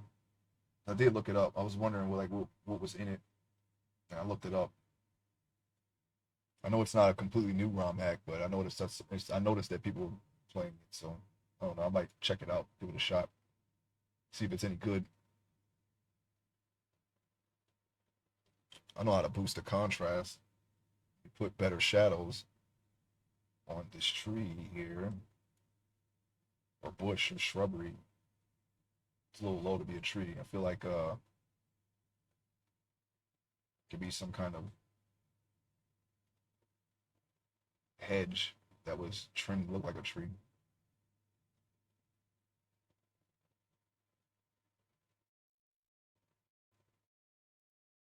I didn't really put too much thought into it. I just drew it. But it's a little short to be maybe a small tree, I guess. I don't know. Don't quote me, don't at me.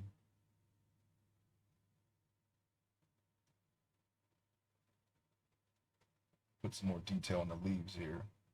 Or the hedge, the shrubbery, whatever you call it. It's not exactly leaves. I don't know exactly what it is. I just put it there, okay?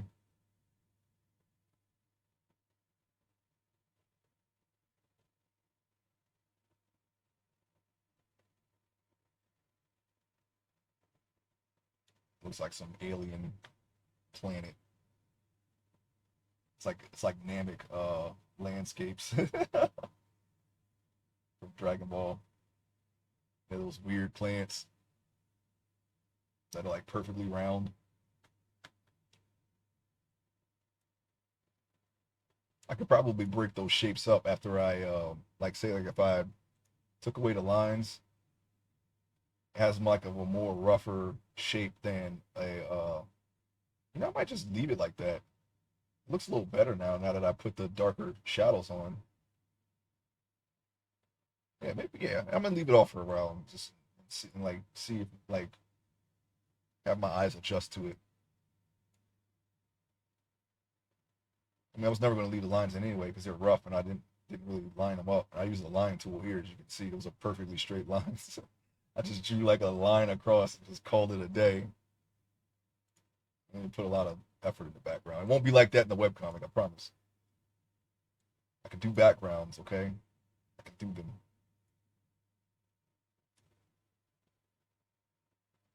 All right, let me see. Let's go back to the person. I'm going to do lips.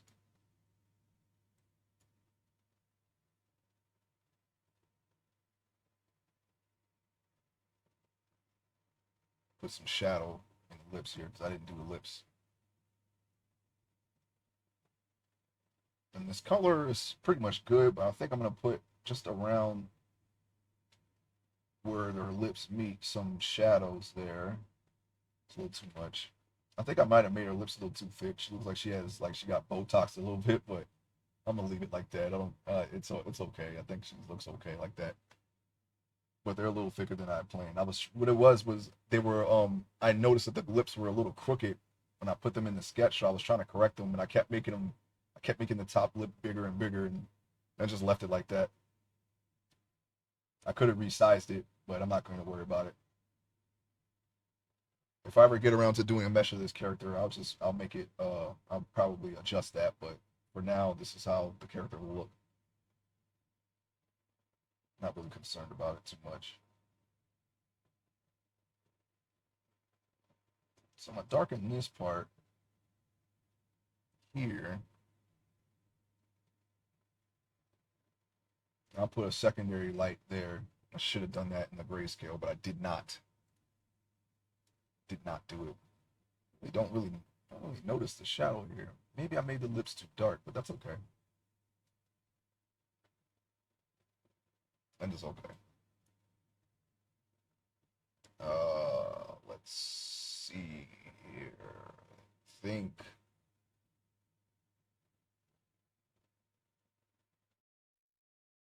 it might be okay as far as the all the shadows are. I think didn't I do this side? I think I did that side. I can't tell anymore because jacket's too shiny. I can't tell. I'm pretty sure I did that side. Anyways, yeah, I know I did because I remember doing that. All right, I'm gonna put another layer of shadows to make them pop a little bit more.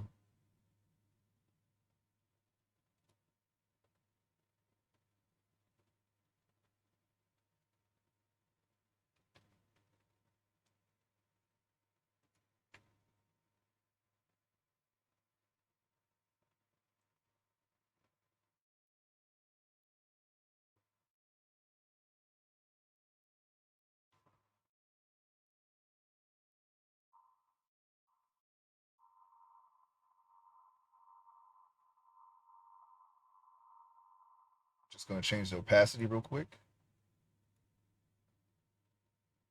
So I don't want to make it too dark. It's not gonna look right in this light. She's outside and being lit from all around the sun on this side and then from the reflection of the environment. The light bouncing off the ground and the light from coming from the sky is lighting her from the other side. So that's the secondary light. So that was my thinking anyway. I don't know. I mean, maybe it's wrong, but as long as it's enough for to be, I guess it's enough to convince the eye that at a glance that that's how it should be. I'm not a super expert at lighting, but I think it does. I think it's okay for what. Why can't I zoom out now? What is happening?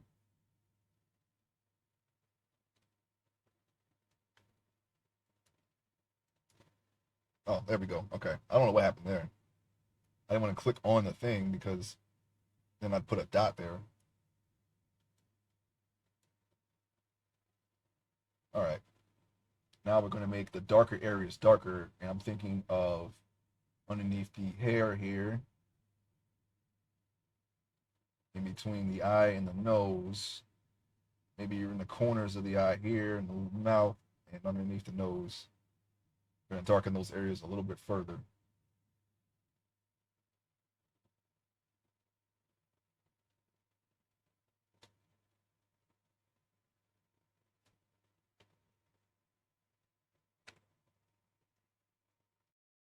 I had a thought to make the opacity a little bit darker, but maybe we'll just leave it like that for now. I'm gonna make the brush bigger though. I could have left that there what I just did, but I didn't.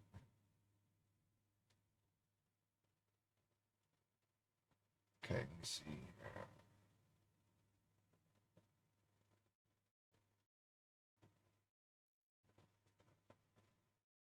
I'm gonna get in between the eyes here.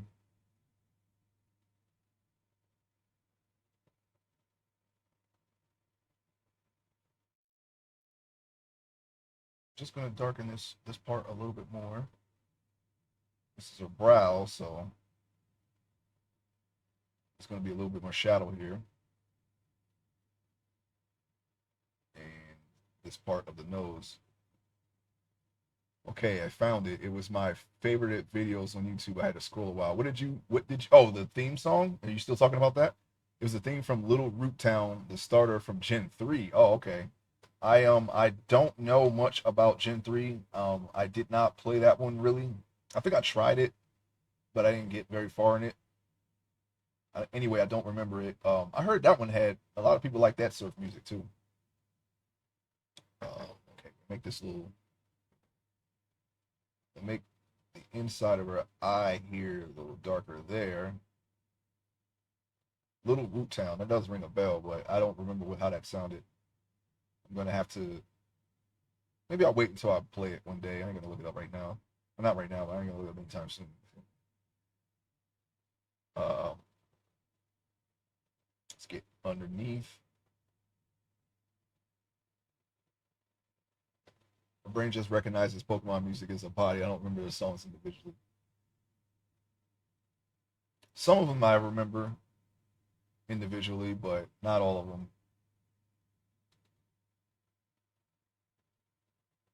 Yeah, let me see. Sorry, on. Oh, and then on the side of the nose here, darken that. Darken this. Darken underneath. Because the bike music was the same as Goldenrod City, just faster.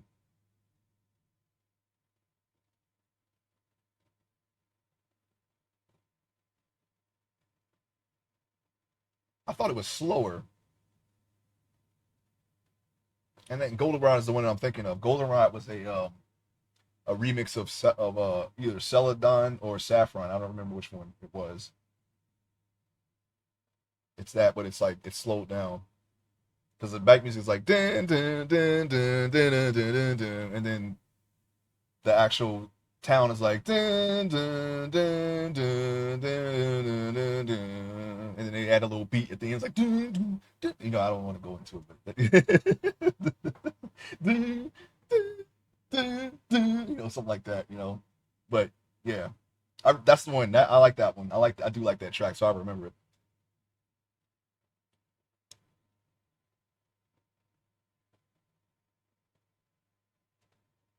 Okay, let me see. Get into the ear a little bit. I remember that city distinctly because it had the daycare to make clones. Actually, don't remember that.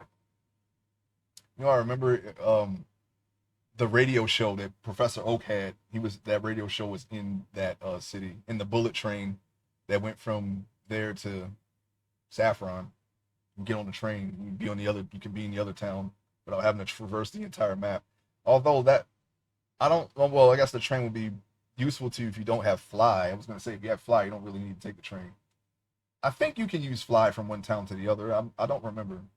Like I said, it's been so long since I played it. I don't remember everything that you can do.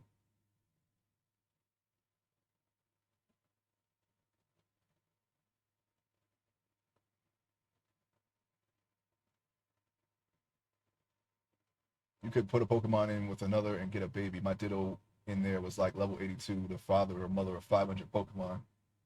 Yeah, you know, if you had a shiny Ditto, that's like the best thing you could possibly have because then you could have a one and it's a lower than if you just try to find it in a while. A much smaller odds in getting a shiny Pokemon if you have a shiny Ditto. And there was a way you could trick the game into giving you a shiny Ditto. You had to catch a I think you had to catch a Ditto in if you had red, you catch your Ditto in red, right? And then if it had a specific stat and you traded it from red to gold or silver, whichever one you got, red or blue from gold from Gen 1 to Gen 2, I'll just say that. I'm just gonna I normally just say the colors that I actually played.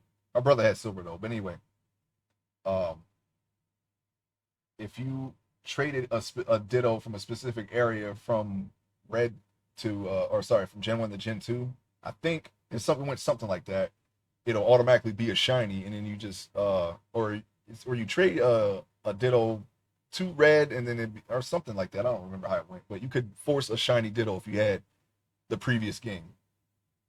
Basically, that's what I'm trying to say. I'm not going to say the details because I don't remember the details. And then you can make any Pokemon shiny with that. Little Poke tricks, yeah. There's a lot of glitches in that game. I knew of the Mew glitch. That's how I got Mew.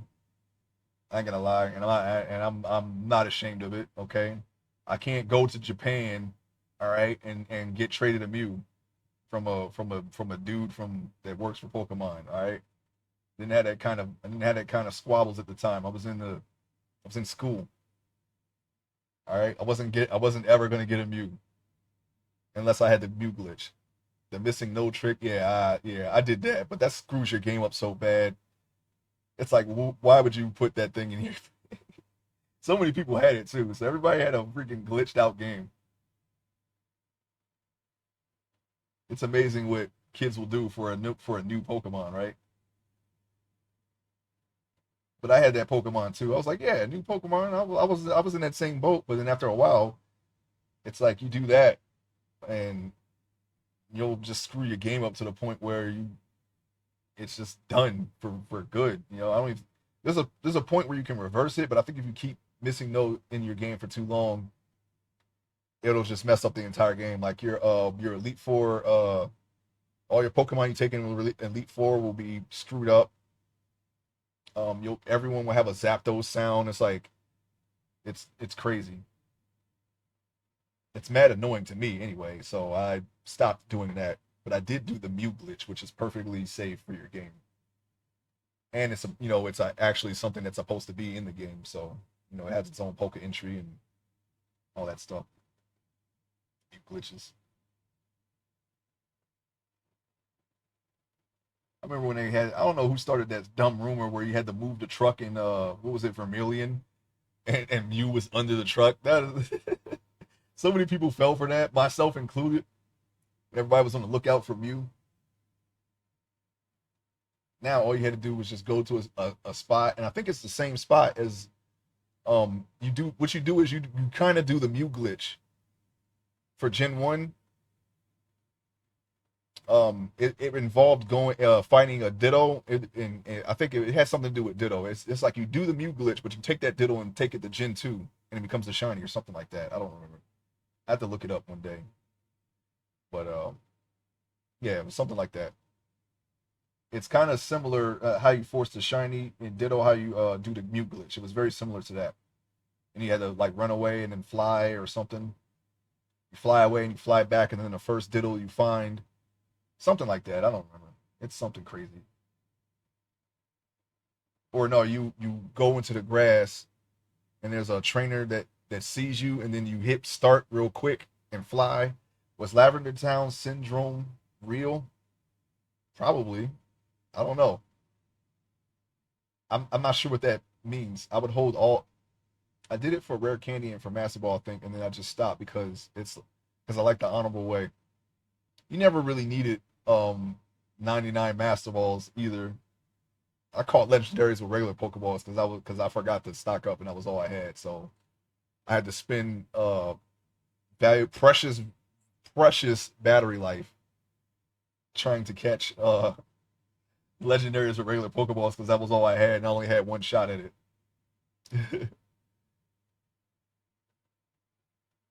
I'm going to circle that.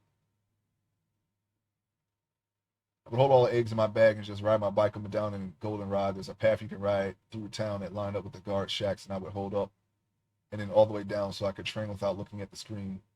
Would just wait until I heard the doom, doom, doom, doom sound and then turn around. You know what I did? I was doing that same thing. I was able to play the game and watch TV at the same time, and I was moving through the water. Oh, I thought you know about that urban legend. I think I know what you're talking about, but I don't remember the details. Um, yeah, I was doing the same thing, Trig, and I thought in out of the like corner of my eye, I thought I saw a shiny Tentacruel, and I heard the like the stars go off, but I hit run away, and then I looked because I was like, wait a minute, and I looked, and I thought I might have ran into a shiny, but I'm not sure to this day. I can't like because I wasn't fully paying attention, but I could have sworn I heard the shiny sound go off, and I missed the one only shiny that I found in the wild. Like you get one with red Gyarados, but yeah, I could have sworn that that was a shiny that I ran away from, and I wish I knew for certain, but it's a mystery to me if that was a shiny or not. I still think about that sometimes. It was very easy to get shinies in Let's Go Eevee and Let's Go Pikachu, but that is not the case in every other Pokemon. They are mad rare, and I'm the type that kind of like gravitates toward rarer things. So that's why I haven't beaten Sword, by the way, because I'm trying to breed shinies. I have a they have it so that the Matsuda method. If you have a Ditto from another region and you get it traded to you, that Ditto has like a 1 in I think 60 chance of breeding a shiny, or like it's much lower. It's like I think the the regular odds are like 1 in 4,000 or 1 in 8,000, something like that. And the Matsuda glitch brings it much lower than that, like a fraction of that time. So it's like doable, but I still haven't gotten a shiny yet, and that's why I haven't beaten the game.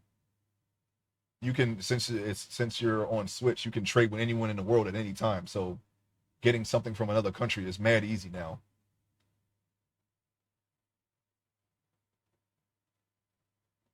You could also do the old restart the game trick, use 15 Ultra Balls and restart to get them back. Isn't it so funny that these things stick with you your whole life? The prestige thing. Yeah, I've done that. Yeah. I think that's how I caught the legendary with the Pokeball, because if I ran out, I would just restart and do it again. But that costs battery life. And, batteries, you can't just get batteries as a kid, right? I got to look for remote controls and switch batteries out. Various things that had double A's and put them in my Game Boy. Yeah, it was like Spike. Yeah, it was like Gary say, they're like drugs. Like, oh, where's the batteries? Put them in the freezer, trying to get battery life from them. We had those Energizer ones where you press the button on the side and it tells you how much battery life you got. Those are like the best ones because then you can stick them in the freezer and you can see according to the little meter how much battery life you gain from, because apparently putting them in the freezer somehow recovers some battery life, but that does not. It's like a diminishing returns every time you do it. So it gets to the point where it's only going to last like, if you keep doing that, it'll only last like you get 30 minutes of play every time you do it, and it'll just keep getting lower and lower until you'll turn it on. It'll be bright. The light will be bright, and then it'll immediately get dim, and then you got like a couple minutes, and then you got to find new batteries after that because you drained them for everything they had. At least that's what I'm speaking from experience here. I drained them. It was me. I drained them for everything they had. The music driving mad. JP Kids said the point of suicide as legend goes. Oh, yeah. I heard of that, but I don't know if that's true. I mean, we played the game for hours and hours and we never did nothing like that. So it's probably not true. Those hurt my fingers, but maybe I was weak as a kid. Who knows? I don't know. I just know that um those were the batteries typically the batteries that I went for when I could get batteries. Those were like very common because I think those batteries that just come out, and then those meters were on all of Energizer batteries, and then you have the like the weird CVS batteries that might you might find in a controller that came with a controller and they're still good because controllers don't really use that much. You're only clicking the button like once every so often, right? So you're gonna have a lot of battery life in remote controls. And like places like my aunt's house, and pretty much every household has multiple TVs, so you're gonna have multiple remote controls, multiple batteries to pillage, switch them out, switch your bad batteries out with those good ones, but you couldn't see how much power you had. I heard the music when I didn't play, so I kind of believe it.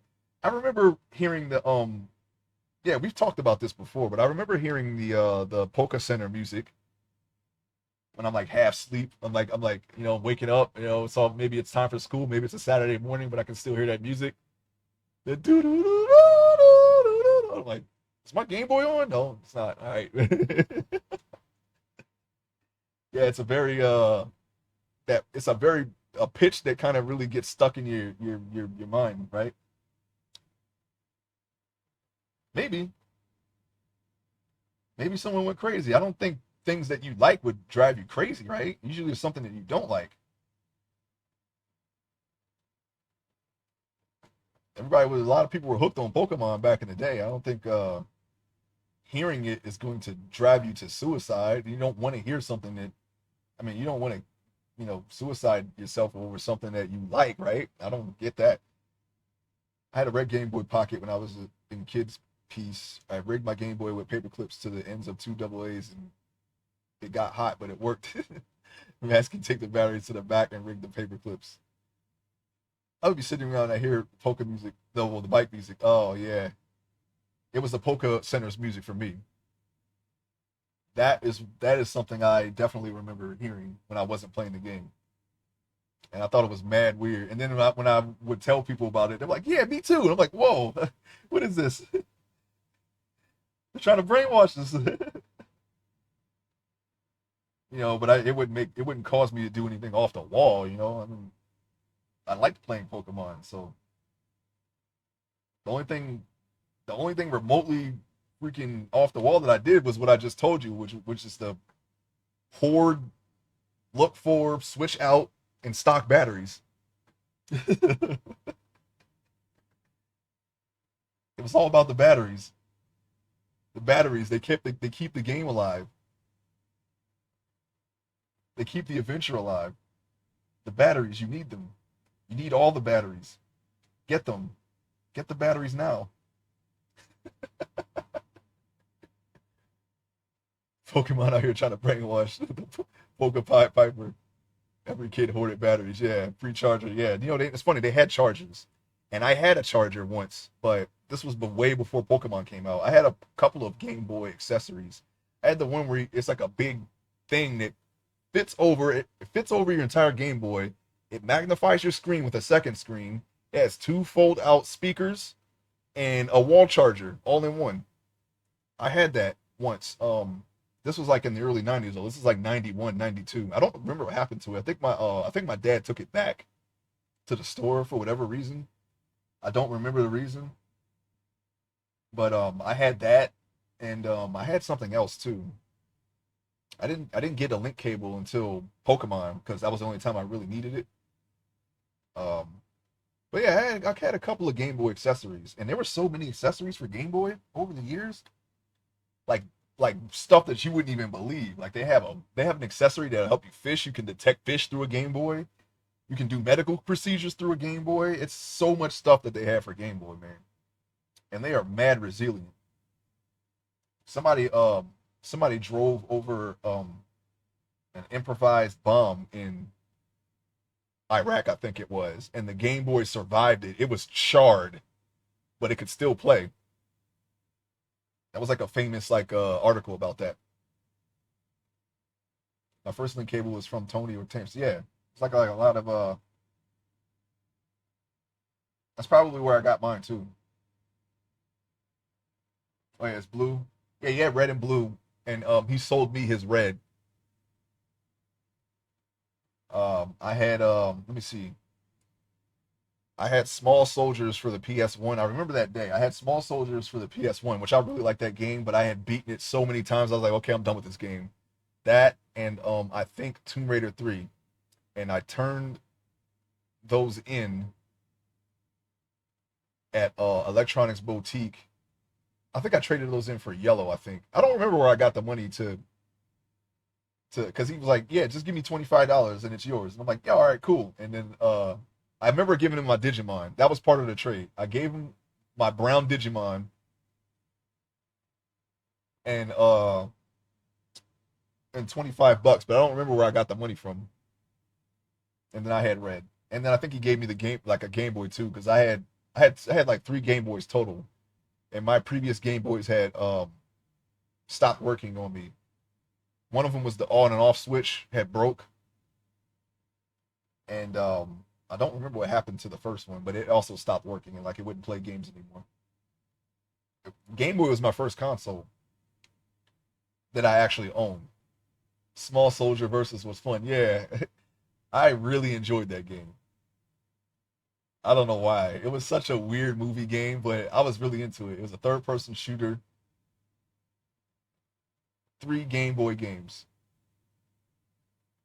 I had 3 Game Boys. If that, I mean, if I said that, that's what I didn't mean that. I had 3 Game Boys. It's probably some psychological effect. Yeah, I was one of those people. I definitely heard the music. Normally, when I'm about to go to sleep or when I'm waking up is when I would hear it. I would hear it in my head, like when I'm like in a half sleep state. The way music was written, and they knew that, so you would think of it without playing to go play. Yeah, I was gonna do it anyway without the music, but I could see that.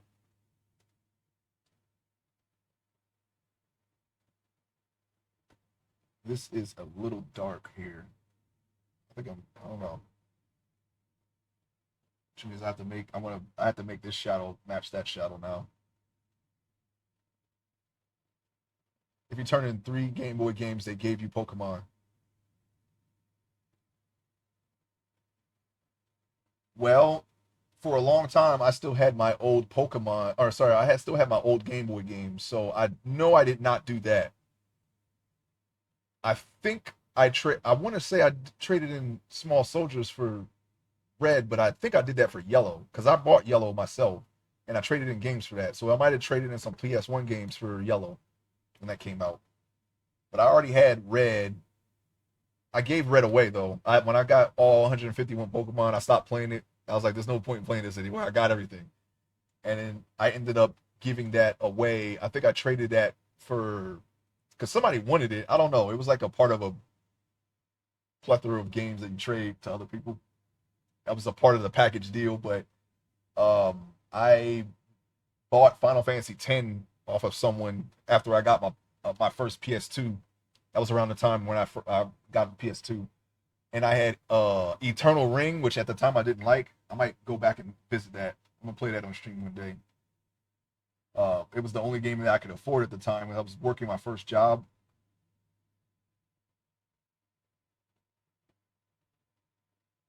and yeah, Final Fantasy X was out, and I wanted it, so I bought it from him. But and Pokemon was part of that trade. I don't remember what else I gave him. But yeah, I mean, he really wanted it. So I was like, okay, yeah, yeah, you can have it.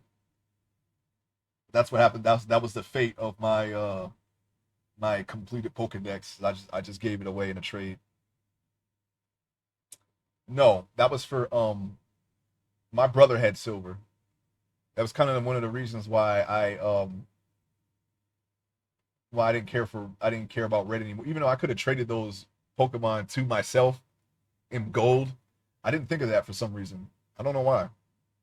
I could have taken the entire Pokedex, well, for the most part, anyway, because some of those Pokemon it were trades that I returned to trade from school, so I didn't have access to all those Pokemon anymore. But I could have theoretically completed most of the Pokedex for gold and silver. You wanted a full fresh start, yeah, I guess so. I would not have gotten Celebi because that was another like Mew situation where you had to go to an event to get that, and I don't think that was in a glitch. I don't think that was something that you could glitch this time. I think they plugged that leak for the next generation game. So, but I could have gotten every other Pokemon easily. I just didn't, and I think I was doing it for Silver because my brother didn't really play it like that. My aunt gave him Silver, and he had a Game Boy Color. I would often play his Game Boy Color because it was in color. He wouldn't play it as much anyway, so I was like, okay, I'll play it, and I played it, and I would trade the Pokemon from Silver to myself, but I never actually completed doing that. This was I had already had Gold and Red, but I traded Red and I kept Yellow. I think that was the reason why I traded Red because I had Yellow. I had Yellow and Gold, traded Red, but then I stopped playing that like soon after anyway because I had a PS2. So I was like, man, forget Pokemon. I'm done with that. I'm playing Final Fantasy X now, and Eternal Ring and Summoner and Medal of Honor Frontline. Things. The things that were out back then, PS2, and then eventually 11, which I still play to this day. Uh, he's a funny guy. We went Jay to the store. I remember all of us getting Pokemon. Yeah, yeah.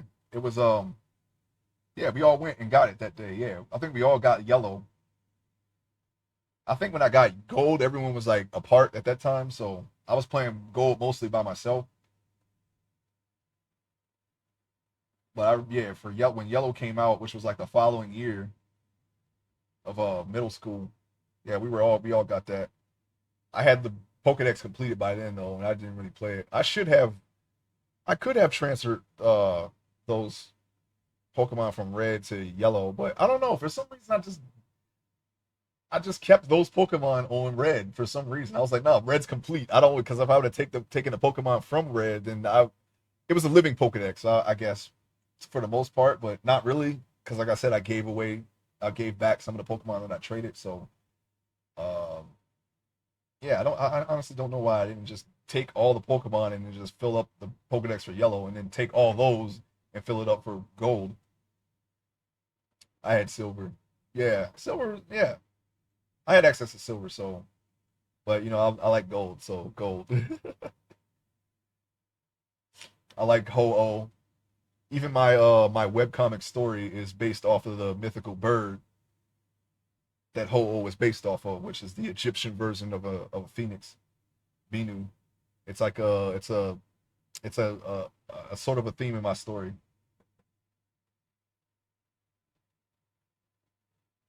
Rebirth, rejuvenation.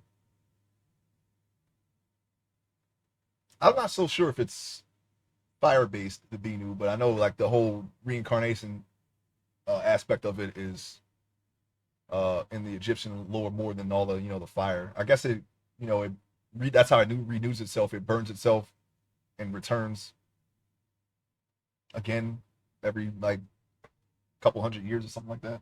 It's based off an extinct version of a bird. I forget which bird. Crane maybe. But apparently there's these birds that are like as tall as humans that walk that are extinct now that the bird is based off of, and they have these crowns on top of the head, like these plume crowns. That's what Ho has.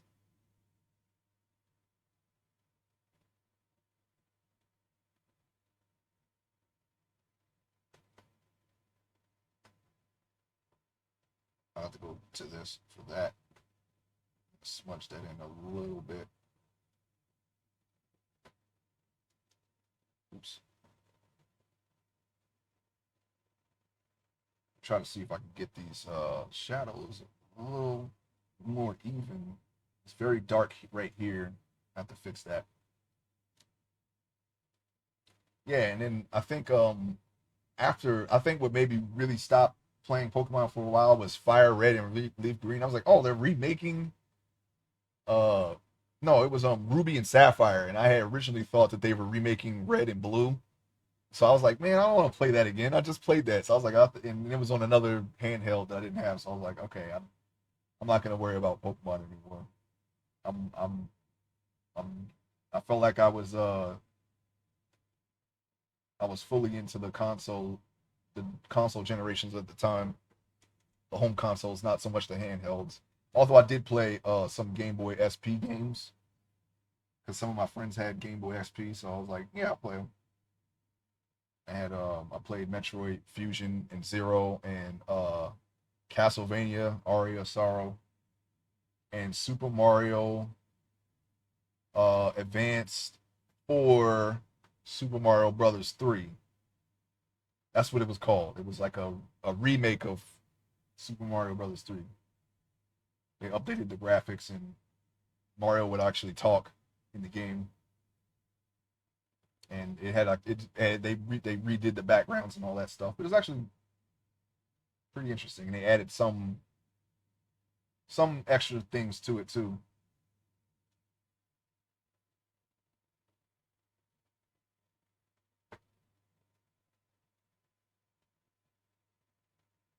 But for the most part, I was done with handhelds. Like I didn't have a handheld for many years. I think the next handheld after Game Boy SP that I played was actually Switch, which I actually do own.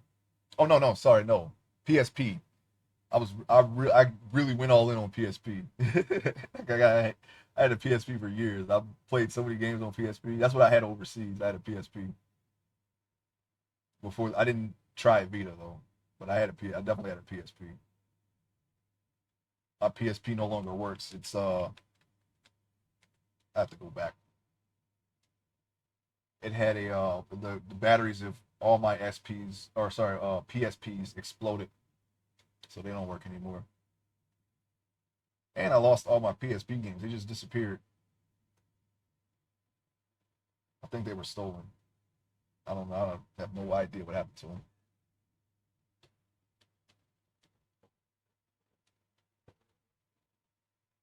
And some of those PSP games were almost like PS2 games.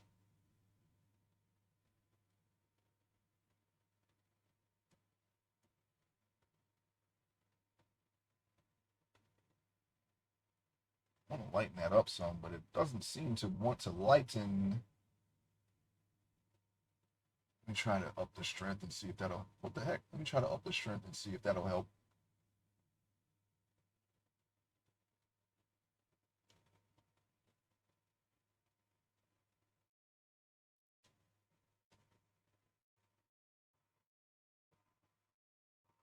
Oh, no wonder that's not.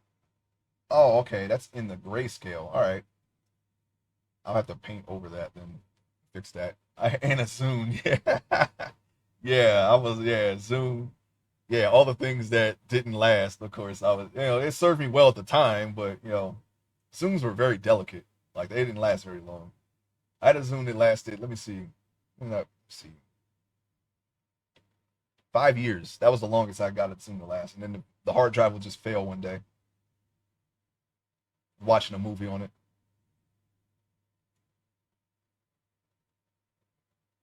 I stored movies on my Zoom and music.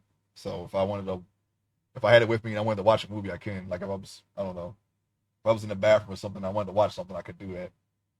I wasn't really like a smartphone savvy at that time. I had a smartphone, but it wasn't like good enough to for the internet. It was like very slow, so I didn't really use the internet. Like okay, yeah, if I want to watch something, I just put on my Zoom or music.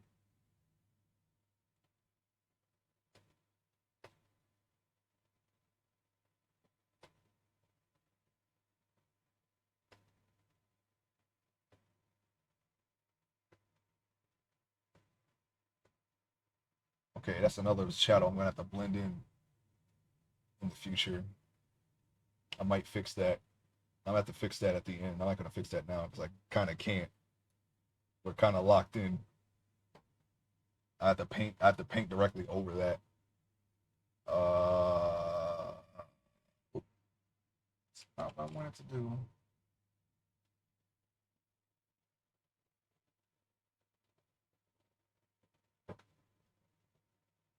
It's very minor additions here.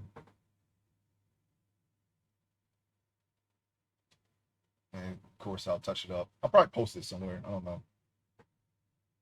Maybe I'll do. I'll put an extension below the screen that'll like flip through all the art that I did on stream. Just thinking about doing that. This dark is weapon skilling for 40K. Not bad, but should be doing more than that. I'm not gonna judge him. I'm not gonna judge him. I was doing that on Monk when we were teaming up.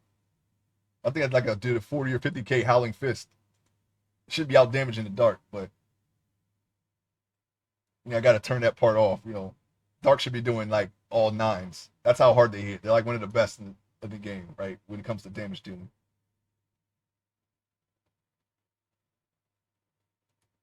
I'm not judging. I'm just saying. Normally, darks do more than that, but if you can spam that, like if you're doing like Torque Cleaver over and over, I mean, why not, right? Because if you have like a good regain set in a 5-hit combo, even something as low as 40K for a dark, and you could be unbuffed too. Yeah, okay. Yeah, he could be unbuffed too, so there's just that. But he can also spam it with if you have a TP 5-hit or a 6-hit. I'm not an expert though. Dark is one of the jobs that I really want to get into one day. I dabbled in it a little bit, but I wouldn't call myself a career dark or a main dark or even a dark expert. But from what I've seen, darks can do some serious damage. He's the he's one hit killing everything in Raising Jima. Oh, the Ascendant, yeah. You got that. I can't do that. But I'm playing on a job that it isn't known for that, so it's good though. Yeah, one day I'm gonna do dark. One day I'm gonna do dark. That's a job that I'm looking forward to getting into. Really looking forward to it for a long time. I remember asking advice for dark on some forums back in the day because I was considering it back in 2006 to make the switch, but I just never got around to doing it.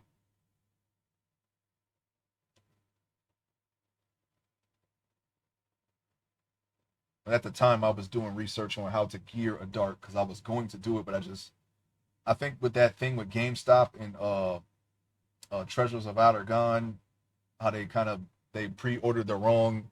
Well, what I did was I was like, okay, I'm gonna get the thing, and I was gonna learn Blue Mage like at the start, like I was like from back then. I was like, yeah, Blue Mage sounds interesting, but then I went to GameStop in Washington State in Tacoma,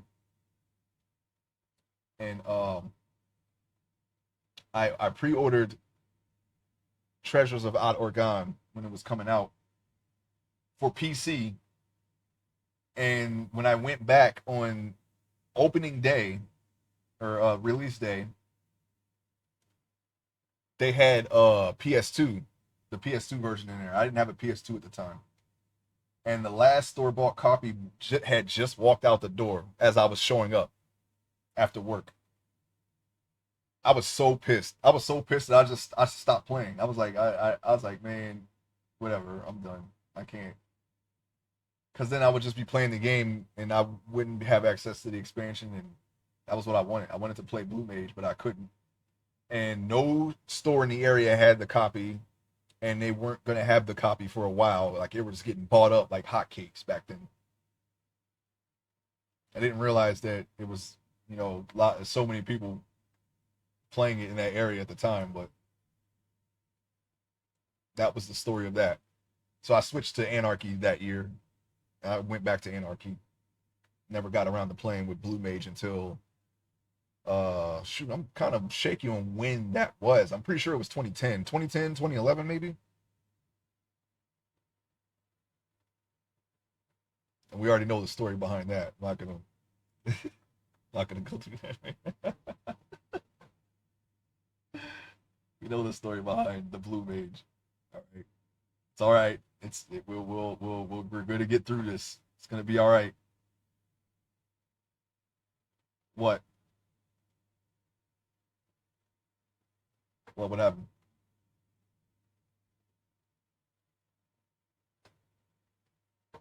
But if it weren't for GameStop, I would have been a Blue Mage back in '06, and I probably would have never leveled anything again. No Dancer, nothing. I really like Dancer. No Thief. no monk, no ninja, nothing. I would have just stayed with blue mage if I was allowed to do that. I still would have had to go and get the job. AO, they had all the copies that they give you two in the house. No, I downloaded it. I didn't buy a store bought copy of AO. I just downloaded it right off the site. If I remember correctly, you could do that back then. Um, no, I never even picked up the pre-order for the PS2. I didn't cancel it. I didn't ask for a refund. I just left the fucking store. I was so pissed that they did that. I specifically said PC, and they somehow got it wrong. It was the same guy who did the pre-order too. He was there that day. I was like, man, I should have tried Best Buy. Maybe they would have had it, but he called around. I don't know exactly what he did. If he messed up my pre-order, he probably messed that up too. I probably gave up too easily, and I was probably incensed about it more than I should have been. It's just a game after all, right? But I'm sure there's some way I could have done it. I didn't know about Amazon back then. I could have tried that. I could have ordered it and just waited however long it took to get to me. But I didn't know anything about Amazon back then. So I mean, there's plenty of ways I could have remedied that situation, but I didn't think about it, and I ended up giving up in the end anyway. I didn't play FF11 again until the next year. And when I came back, I had treasures. I had one of the anniversary collections, and I didn't even attempt to level blue because I lost my previous account and I had to start over. And I was on the other server, and I ended up losing that account too. I had three previous accounts that I had lost over because I don't know what happened to them. I had the account written down, and I kept losing them for some reason. My PS2 one was on my PS2. I gave my PS2 to my brother, and then something happened to the PS2. I guess it broke or something. So that account was gone. And then my 2005 account I lost, and then my 2007 account I lost, and then my 2008 account is the account that I still have to this day.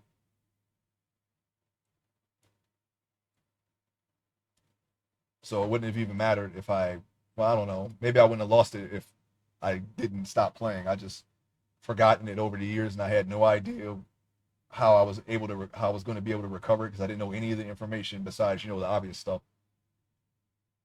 So I just bought another account.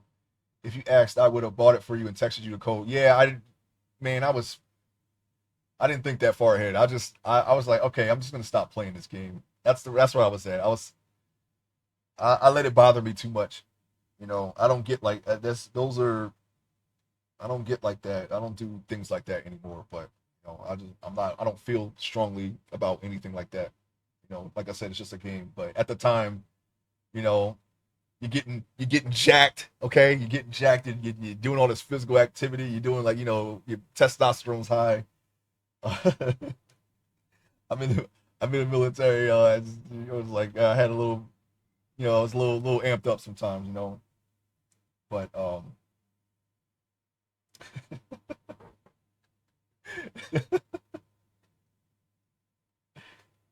was like, man, I was younger. I was younger and let things. Oh, I'm putting yellow in. What the heck? What am I doing?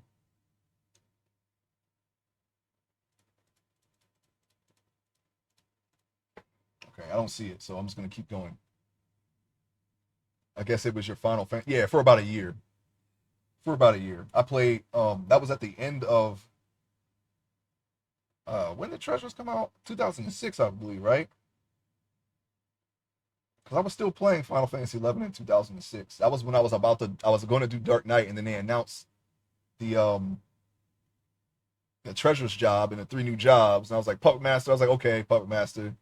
Whatever. Corsair. Oh, that seems interesting, but whatever. Blue Mage. Blue Mage. That sounds like something that I want. The type of versatility I was looking for in this game. I was like, okay, I think I would be interested in doing that. And but I didn't. And then when I came back on leave for my first deployment, I got another account and started playing it on leave. But then I immediately lost that account because I broke my laptop.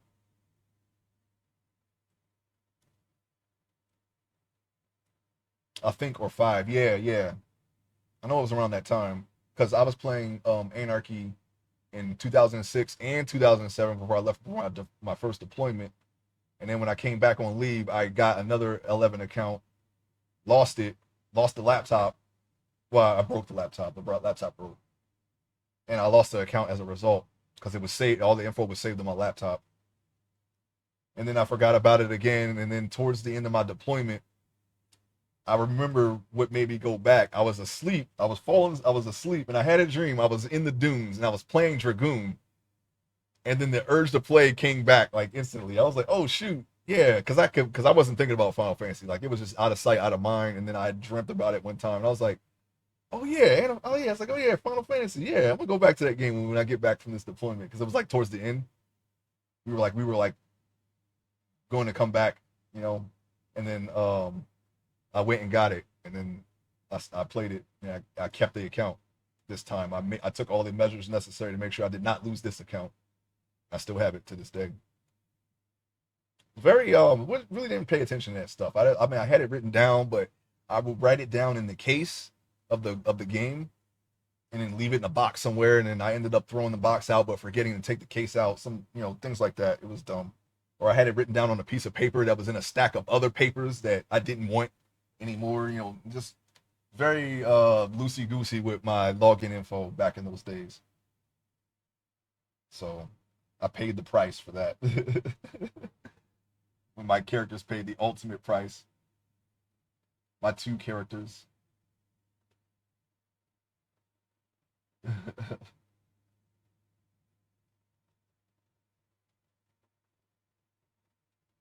But yeah, we're not losing this account. I know this account by heart, so there's no way I can lose it.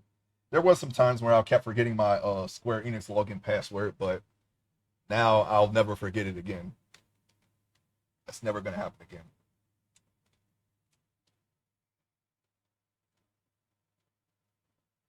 It's hard. It gets harder when you're keeping track in your head like multiple passwords over the course of many years as they start to and you have to have them all different. You don't want to use the same password in case you get hacked and then they have access to anything. So I have a lot of different passwords in my head, and sometimes I get them mixed up. But now that's not so much of a problem for me anymore. Now, don't feel bad. This is my third account. Yeah, this is my fourth account, I think. Yeah.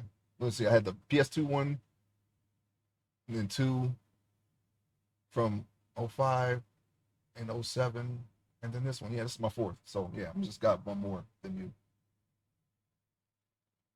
And it's not like I had anything worth losing. I probably would have kept better. I would probably would paid better attention if I actually had something worth keeping. But they were all very like noob characters, and they had some resources, something to a starting point, but nothing like important enough to where I would be kicking myself if I lost the account. I was like, okay, I'll just do it again, no problem. I'll do it. I'll do it better this time. I'll do it right. I'll do it quicker and better. And I did. I lost the booklets I wrote the info in two times. Yeah. Now even though I know it, I memorized it now. There's no way I could forget it because there's a unique password. I also have password managers, so it's not something that is a problem for me anymore. Usually, I'm good at remembering stuff, but it's just the volume of stuff sometimes they get you. One of my accounts has every race with all jobs at 30. Yeah, it's kind of what I'm doing these days. I already told you about that the other day. That's what I'm that's like my and that's what I did on my very first account, my PS2 account. I had a Mithra, I had a Hume, two Elvons, and that was it. I didn't really want to make a Galka or a Taro at the time, but I was heading towards that. And for some reason I didn't do it. And I just decided I was like, yeah, okay, I'll just try that again.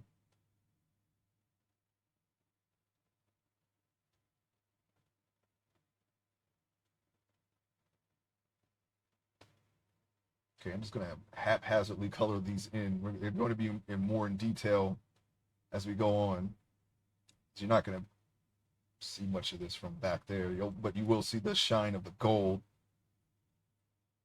So that's more important. I don't have to go all the way in. And then I'm going to lower this resolution anyway from when I post it because file size is extremely large. I won't be able to post this anywhere. I think I'm gonna have to resize this regardless. So um, most of this stuff, the little nooks and crannies and whatnot, probably won't even be seen anyway. I remember calling Square Enix 2 times trying to get them back. Man, the IRS is more helpful. Yeah, it's. I remember it taking a long time when I had to call Square Enix. I had to like for like hours on hold trying to figure out what's going on. But they were helpful. Once I got a hold of them, I was able to get the info back, whatever it was. So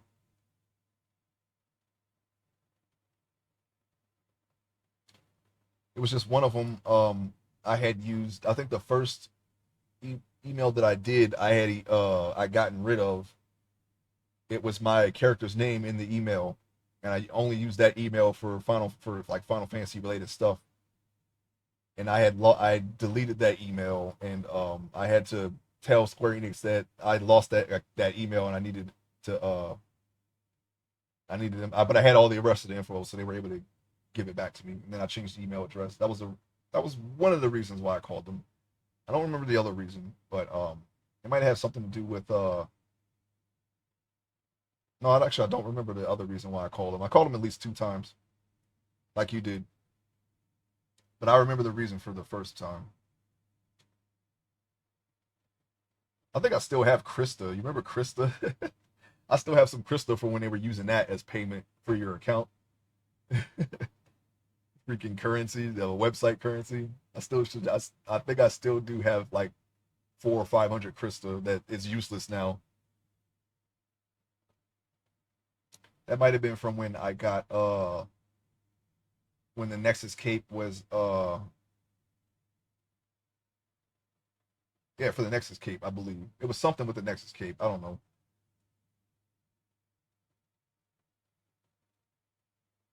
I think that was from the add-ons. If you get the add-ons, you get the Nexus Cape, something like that. I don't know.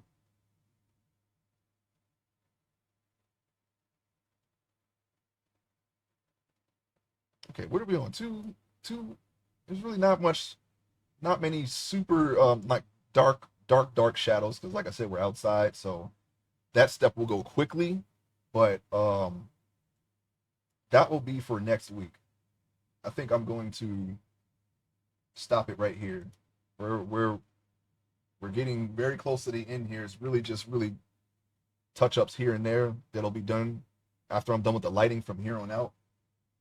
But yeah, I'm going to try to work quickly off stream so we can get back to the 3D mesh, streaming on the 3D mesh and completing that.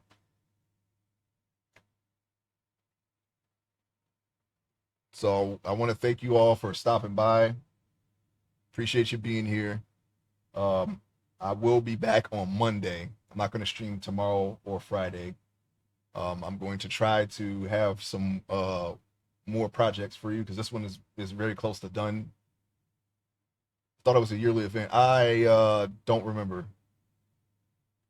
Yeah, I don't remember.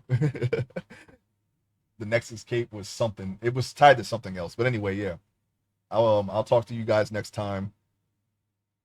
Are you going to texture the buildings? No. I'm going to blur the background. The background will be blurred. Um, I'll probably I'm gonna put some more detail in the sky, but I'll do that on Monday most likely when I'm working on the lighting. So I'll see you guys then. Thank you.